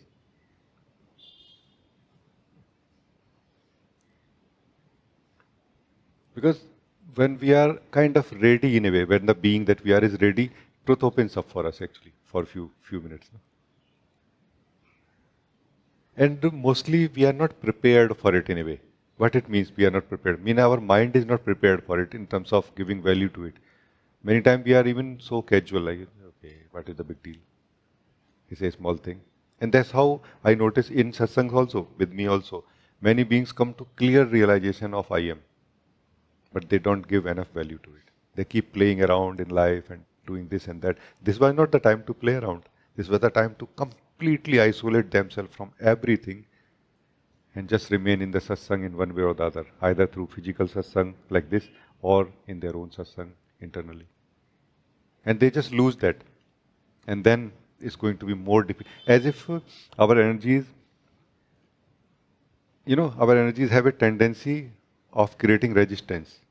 Like our body has tendency of creating resistance for a certain treatment if it is not done completely. In the similar way, our energies have tendency to create resistance for that particular spiritual method. Now some other method has to be found, or some more intensity life has to bring to us. That's why completing something is essential, absolutely essential. Not keep doing it. That's not a nice idea really. Not doing, much better than just doing and not doing fully. So, do you want me to speak a little bit more about how your particular case, or I just wanted to share and just validate that this was a real moment of being. But yes, if your heart feels to share more, very happy to listen. So definitely it was real. It was real. Because what you are saying very precise. It's very precise what you are saying, and this is only possible when we live our complete freedom. Like bound and free at the same time. Bound, not bound in the sense of compulsive, but bound in the sense of involved passionately with what we are doing. Like total in what we are doing. And free from it also. It's a very, very unknown territory for the mind, for the individual mind. We have no idea that it is possible. We know only two things, either involved, engaged, or disengaged. We don't know third option. So here I would like to say two things to you, which may help you. One is understand totality once again. And you may get a chance to experience this again and again. Because in totality, this is what is precisely experienced by us. The witness that we are, which is the pure witnessing presence, wakes up untouched by absolutely everything that is happening, while all of our abilities of body mind are employed to do what we are doing, passionately, totally into it. Like the other aspect wakes up inside us suddenly, when we are totally not saving ourselves from what we are doing, and which is not an easy thing really, you can understand. So maybe not in everything, but some things which are our favorite also, like our body mind likes to do certain things like creative activity or something. In that we can try maybe a little bit to devote ourselves a little more, like totally into it, and then see the magic of it. Because you, the self, does not need to maintain yourself, who you are. You are already being maintained by the Supreme Being. But you, the self, may hold yourself into the energies of body mind, that changing aspect. Like this, you can create an identity. So you, the self, is being maintained by the Supreme Being. You, the being, is being maintained by the Supreme Being. And your identity is being maintained by you. If you are total into what you are doing, you will not be able to maintain that identity. Like this, you will not be able to live as ego, while you will live as yourself and total into what you are doing. So this can be something very powerful which you can check.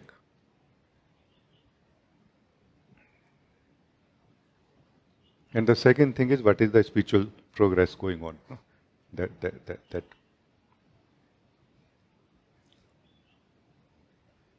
like the more self-awareness grows inside you, the higher chances of this happening again, or becoming more permanent slowly. Because the identity as what we live can never achieve this, or can never have this forever. Because that entity itself is temporary. And it is desiring that I want to have something permanent forever. You can have some permanent because the truth is permanent. But are you permanent? Who is going to have it? This we never think. And the one who discovers, finds out that what is my permanent self, does not need to desire anything anyway. So it is the temporary self desiring the permanent truth, generally, when we are out of this awakened state. And this is not going to be useful. Understand this. Do not try to get out of it into something called truth, but try to remain where you are. More present, more conscious, and if possible, self-conscious also while doing anything. But what I call conscious experiencing is the way. Dhyan, Satsang, and conscious experience. Thank you. That's all I could say. Thank you.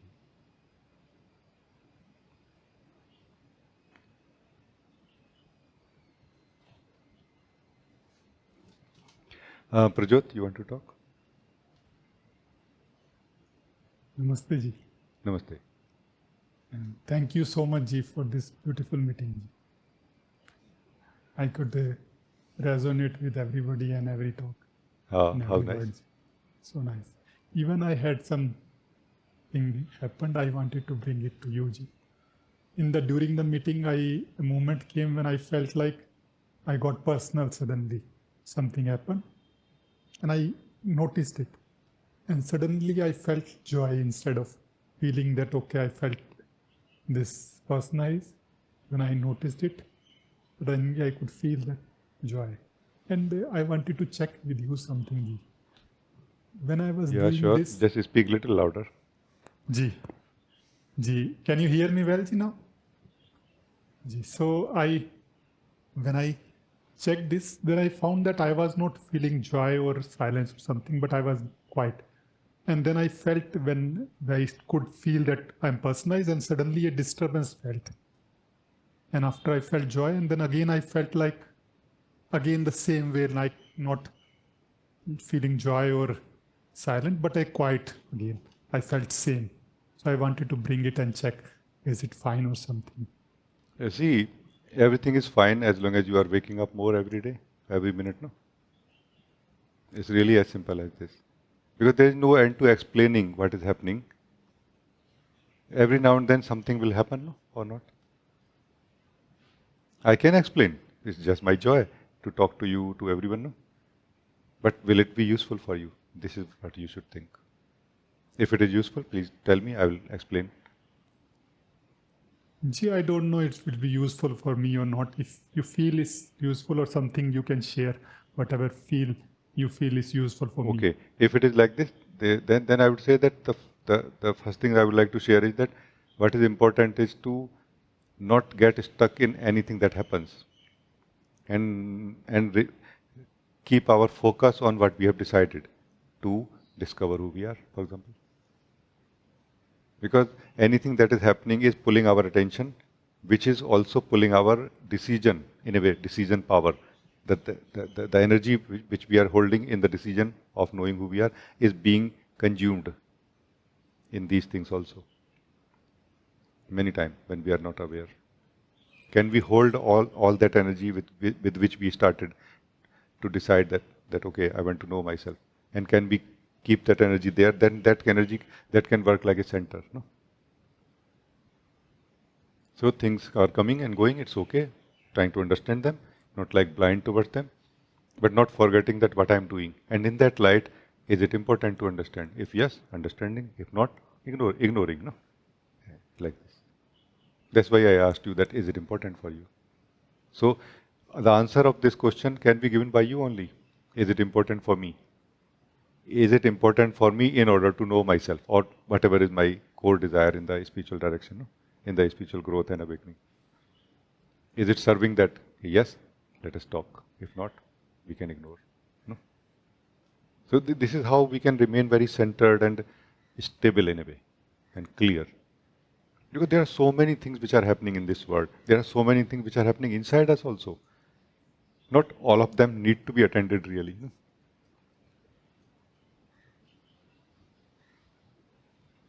We can more focus on what is happening to me in the direction of knowing myself. Am I living myself right now? Is there anything in the way of that? You know what I mean? Is this understandable? Are you able to connect to this? Yes, very much.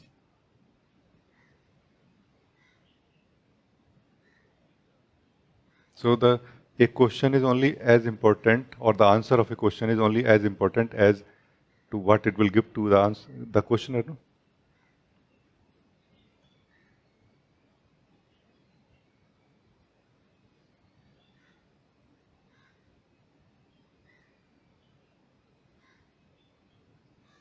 One of the funny things about questioning, especially the question who I am, is that the questioner in this case, when asking who I am, does not really know what it is going to get. Like the blessedness, no, that falls on it. And most of the other questions, no, it thinks that I'm going to get this or that, and again it is not aware that what really it is going to get out of it. And if it could become aware that I'm not going to get much out of it, it will not spend so much time in those questions. So I'm all for questioning really, And I'm questioning you that what question you want to ask right now and why. Like, why this question is important for you. Like refining the very questioning in a way, without having any discrimination or condemnation for the question. Just checking that, is this question useful for me? And we can so simply come to the question who I am, because it will become clear that unless I know who I am, asking any question, it is not really useful. It is useful for the practical life, but not existentially. So were you asking this question for practical life, or was it for existential growth and knowing? No? It was existential growth, so that was a wrong foot I was taking. Ah, okay. So that's good then, it is seen. No?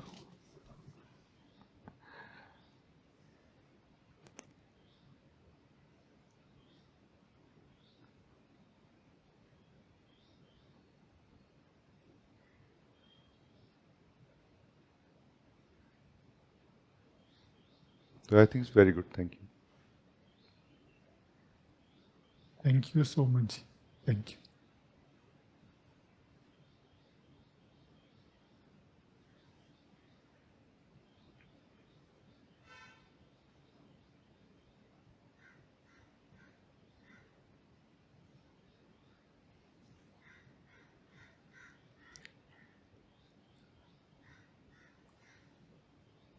We are in a very beautiful space and a very, very beautiful time together, no, right now.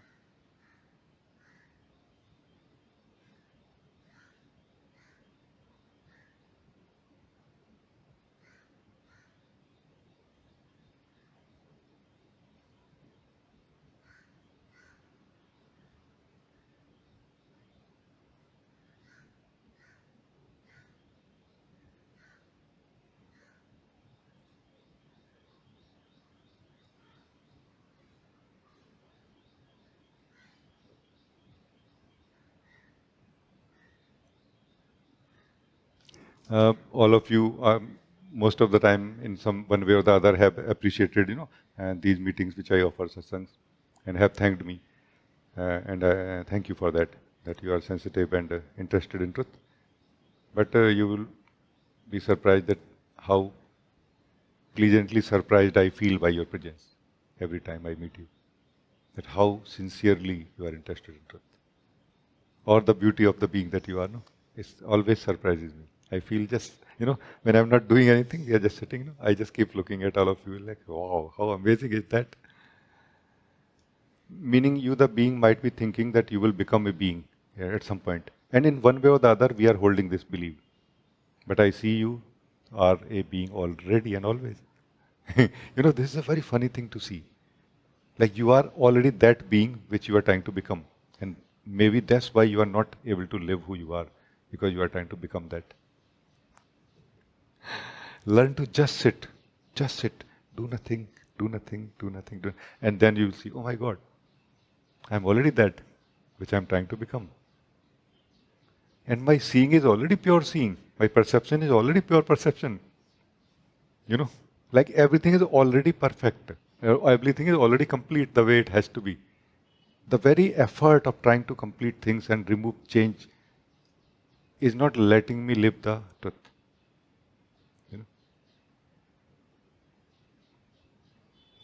This fundamental message, just sitting, not doing anything, is really very fundamental. And it is for those who are ready for truth now. Like, yes, I'm ready for truth now. In truth, we are not allowed to choose what we want to be. In truth, we are already whatever we are by the will of the Lord. Separate from the Lord or one with the Lord. Not there at all, or there as the devotee of the beloved, or something, we don't have this choice of being. Can we, let's see this. But I do appreciate your presence so much more than you can think.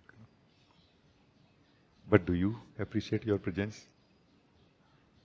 Or are you busy in solving spiritual problems?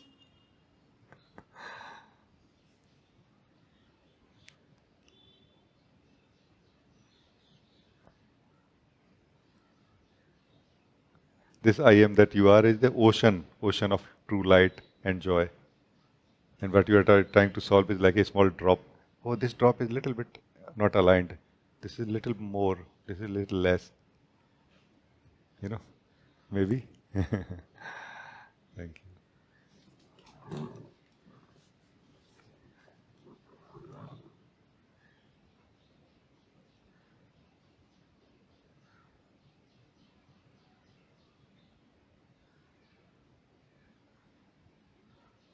Mila, you want to say something? Thank you so much, beloved ocean, to remind us who we are. Thank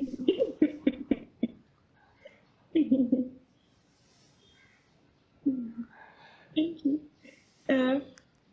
On this topic, I wanted to share with you. I don't know why. It just remind me the time some years ago when I was hugging you or when I was looking at, oh yeah, sorry.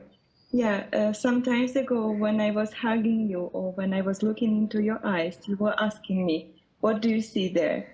And I couldn't see anything there. And the experience was that there is nothing there. But I couldn't say this to you because I was confused, like I could see something, it cannot be nothing. But somehow, after some time, I started to appreciate this kind of feeling that maybe it is true. And then after again some time, I was hiding there in this truth that, oh, I know there is some place in me where it is nothing, and I will hide there from all the world. And then again, after some time, it has become a parallel. So this emptiness and everything which is going on, they are functioning together at the same time. And when I'm here with you in Satsang, this emptiness becomes so loud, so clear, so empty. And I have opportunity to experience it more and deep. I don't know how to say this in a correct word, but something like this. And I'm so grateful to you that, first of all, I have a value for this, and secondary, that I have opportunity with you to experience it. Thank you. Oh, thank you. Very, very nice.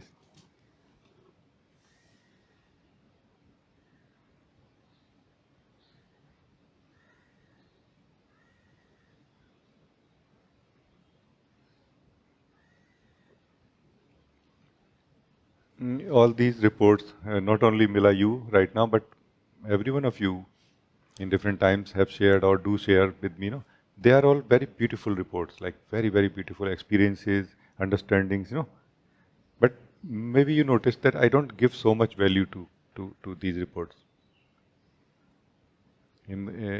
Rather, I'd like to point to something. The reason is that even if these reports are much more beautiful than most of the places where spiritual growth happens, and yet here we have a much higher possibility than even this. We have a possibility of completing our journey, here, like totally, completely, forever, not just growing slowly.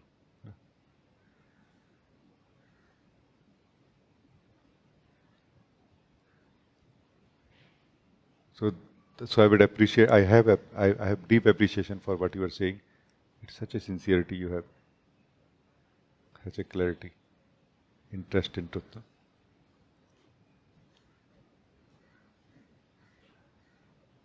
And as I said, I will share something again, which may help you further. That's what I mean.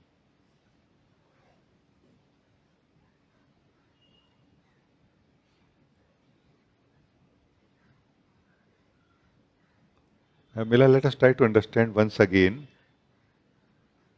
what is freedom of the being.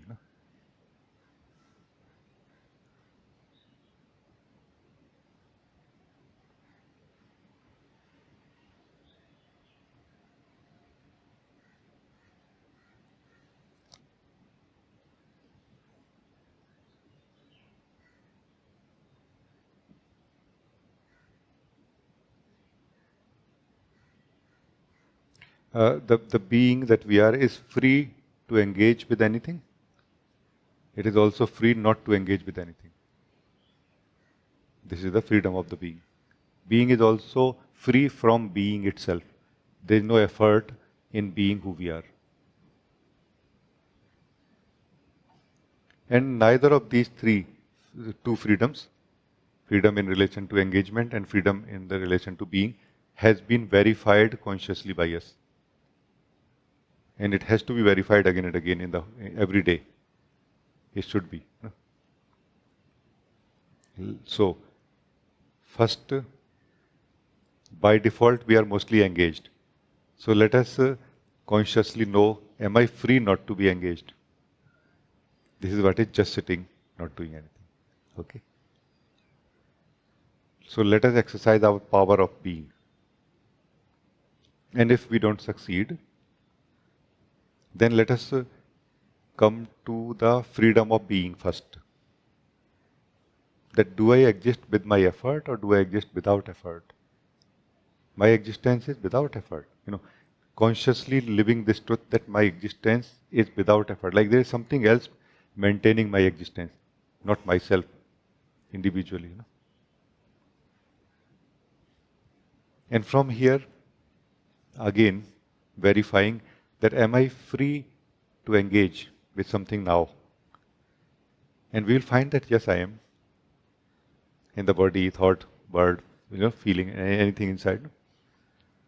Then again verifying, am I free to disengage from it now? And just quietly sit back in my effortless existence.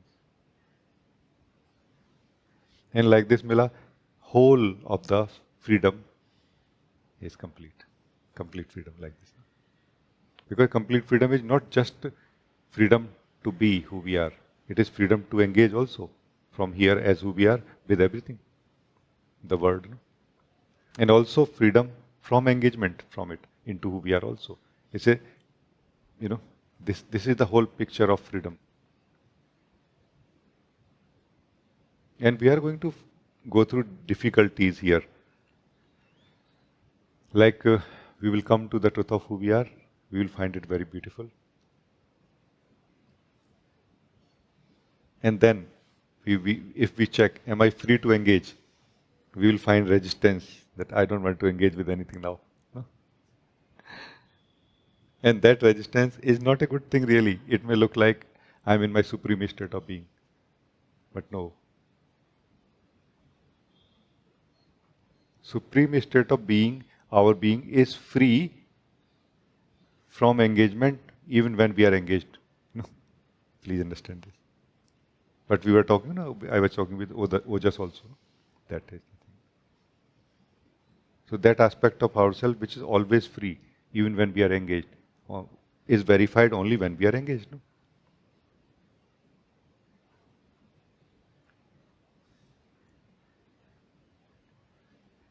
Like this. So this is what I felt inspired to share with you, beloved. Just keep in mind this simple pointing and exercise. This is a fundamental pointing. Don't be attached to your true state of being also. Your true state of being does not cause attachment to it. Your ignorance about your nature will cause it. Let go of that ignorance. You do not need attachment to yourself for you to be yourself. You need awakening into it, clear knowing about it, not attachment to it. Attachment is what is effort. So you don't need effort to be yourself when you know clearly who you are. You need attachment, you need effort for everything else. Attachment to the body, activity, thought, practical life, responsibility, everything. No? That just totally makes sense. Involvement, engagement, attachment, whatever we call it. But not attachment really.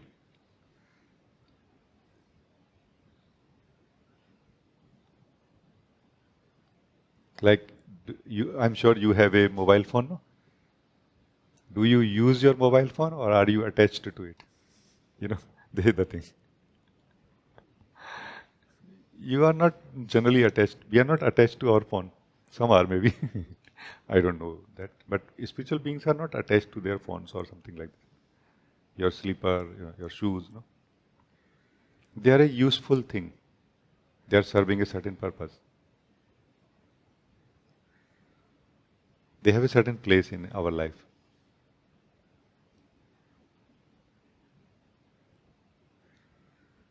But they cannot give us who we are. No?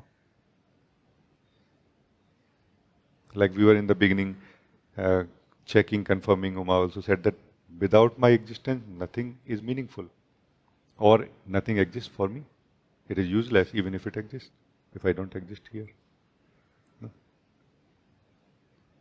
And I'm trying to say to you, Mila, that even if nothing exists, only you exist. It is perfect. This is also one aspect of verifying how free we are. That am I sufficient in existing in my existence, even when nothing exists for me? No? And we will experience that such a thing when we withdraw ourselves from the mind completely into our truth. No? Nothing will exist here except our own being.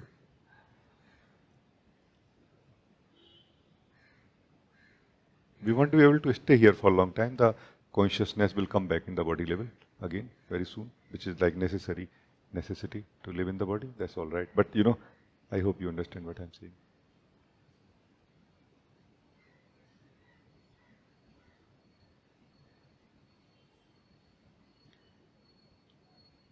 So thank you, beloved. Very nice talking to you. Thank you. Thank you so much, G, and thank you for this sharing about the phone. I'll use it only. I will not be attached to it. Thank you. That's very nice, no?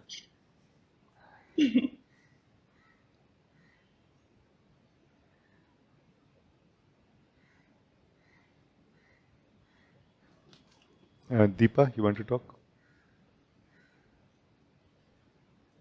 Namaste, Rajee. Namaste. Thank you so much for inviting me today. Last week, I was blissed out that yes, something new has, built in me, all right. And this week I feel back to ground zero. So I want to talk about childhood trauma, as to Childhood trauma. Yes. So do we need to engage in it, or do we need to deal with it and, remove it? How to, disengage with childhood trauma? Because those are, the areas where, yes, one day you feel like you have achieved everything because you are around temporary people. But when you are brought into a familiar environment, like close-knit family, and there are few people with whom there are certain disengagements on many instances in life, how to deal with those things and disengage ourselves. I cannot particularly talk about childhood traumas. I'm not an expert, in that field. But I can present my point of view, keeping our focus on what we are doing together here, which includes this also in some way. No? I can share like this.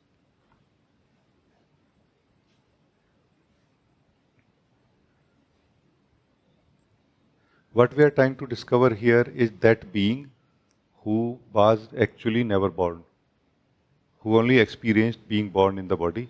Well, it was not born really. It remained unaffected or unchanged even that time. No? And it is not going to die also. So for a being who was not born, childhood trauma does not really apply directly. It is more connected to the energies of the body mind through which we live life, and they get activated when we meet certain life situations, which you are reporting. That in a certain life situation, certain energies get activated. So it is true. There is no denial for that.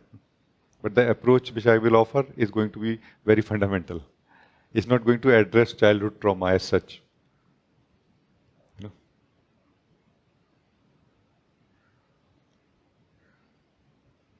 It is every being's desire or how every being is living, that some beings are interested in knowing who we are, beyond being a person, who was there in childhood and who is here now in a certain other age now. No?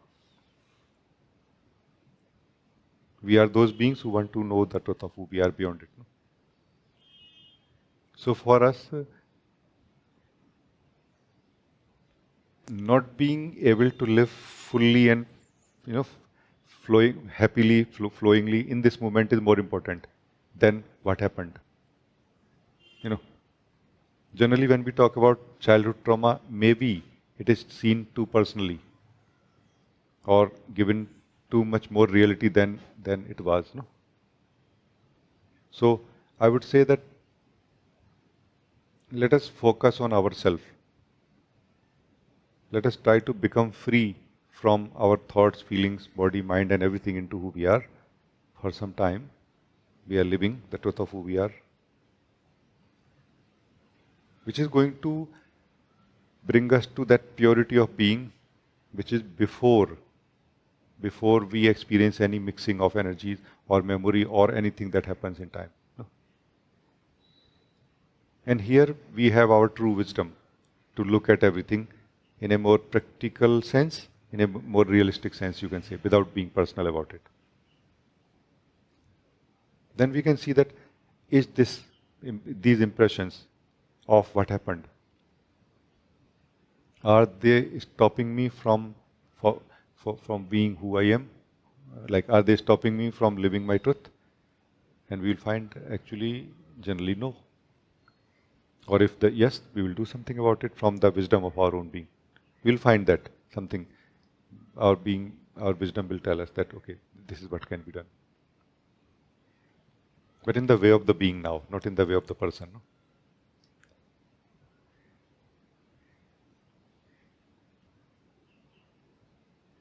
So, what I am saying is that it is about dealing with the past.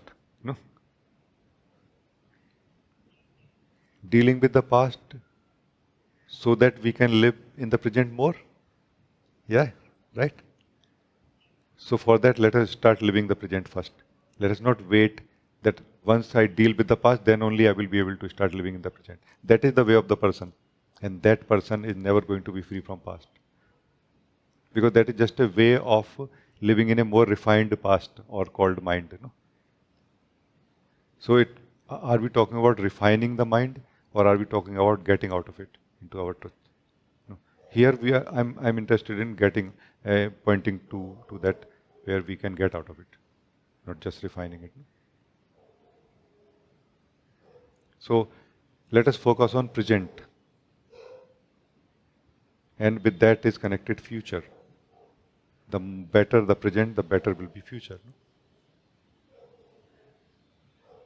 Past may try to pull us and let us deal with it, but in that light, with that within that intention and clarity that I am interested in present.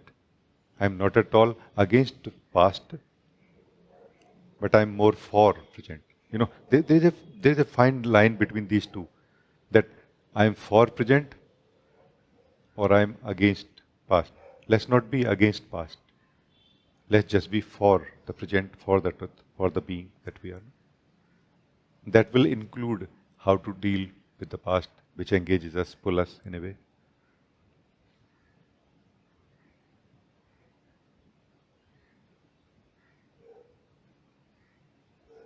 Because how important it is to deal with the past depends on how much or less we are interested in the present right now. When we are fully interested in the present or in the presence that we are, somehow there is no past which has reality. There are just energies which have impressions. No? And there are no persons anymore there in the mind. There are only energies and voices, experiences and impressions, which are very impersonal. It's just energy there. And I am the real. And the present is the real. My presence, my truth in the present. You know, are you able to connect to this? I'm just trying my best to kind of, align my point of view. Yes, I am able to connect with what you are trying to say over here. So here we don't have really any such faculty called how to deal with, childhood trauma.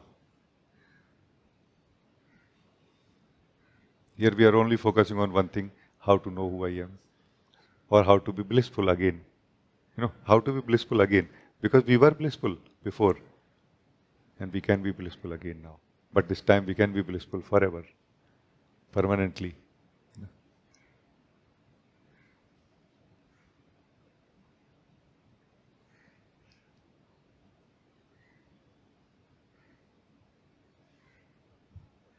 Yeah, it makes sense that I don't need to engage with it rather than just being present in it, present in the moment. automatically, what the triggers will go away because the energy won't overpower the present, right? I hope you are clear that I am not denying the fact that energies retain memory. This is how they function. Energies always retain memory. They hold memory. No? And this is how within the energies the sense of individual happens, sense of others happens, memory of what all happened, everything happens. So it is a fact that memory is always there in the energy levels. But how credible that memory is, that is the question. And who is the one who is living it? This is the question we are asking here. Like we are giving less value to the memory and in the individual body mind. We are giving more value to the one who is living in this individual body mind and identified with this body mind and its memories, no, of the energies.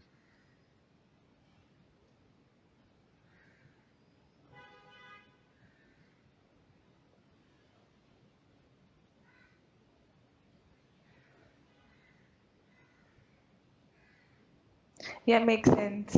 Completely makes sense. Thank you, thank you. Thank you so much.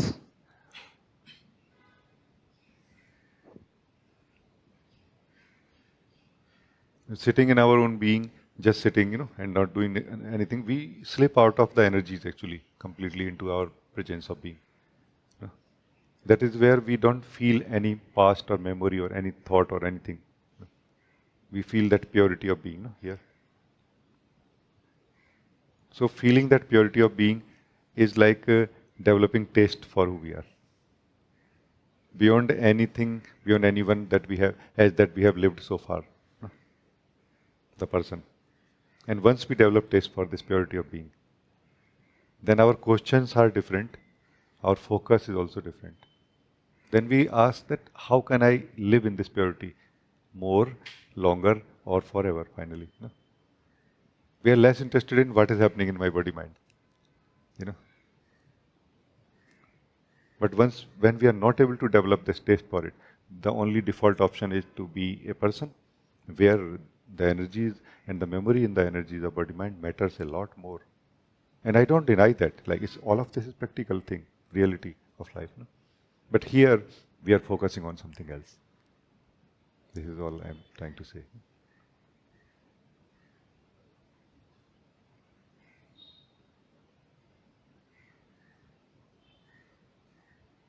Here we are not focusing on how to deal with childhood trauma. Here we are focusing on how to discover that I am timeless, that I am unborn.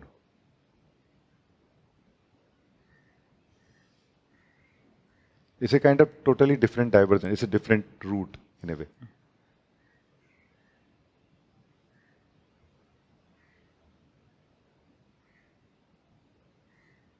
I can deal with, just allow me for another 2 minutes, that I can deal with what happened in my past. I can find some expert and they can help me, in balancing my energies and removing the memory of the childhood trauma and everything. But who will help me in knowing who I am?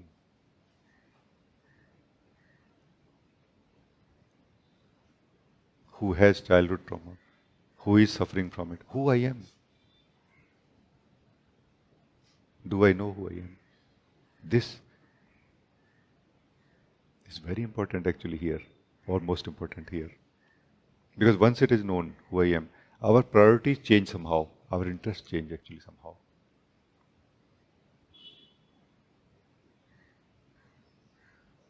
The joke which I told Anna last Saturday, and that happens now here. We know I am not that one who was present in the childhood. I am not that one. There was no one there at that time. It was just a sleep state of being where things were recorded. That there was a person affected or like this.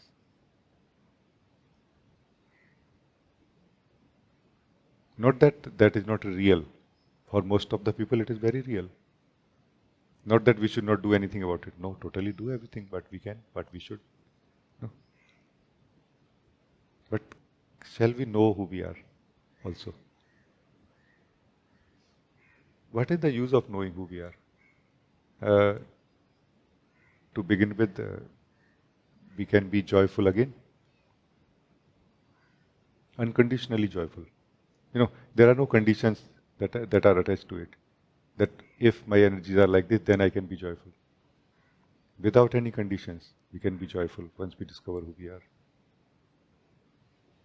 Because that unaffected, untouched being aspect is always here.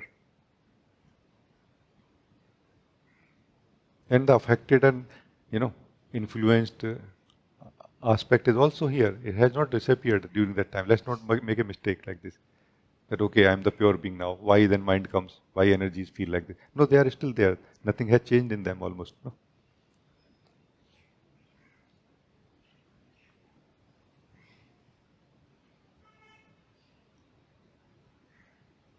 I hope that it will help you. Thank you.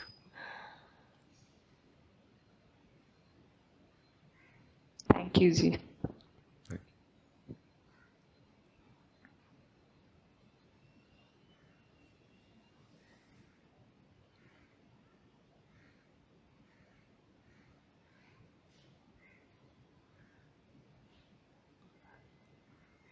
Thank you. Thank you everyone for joining this meeting.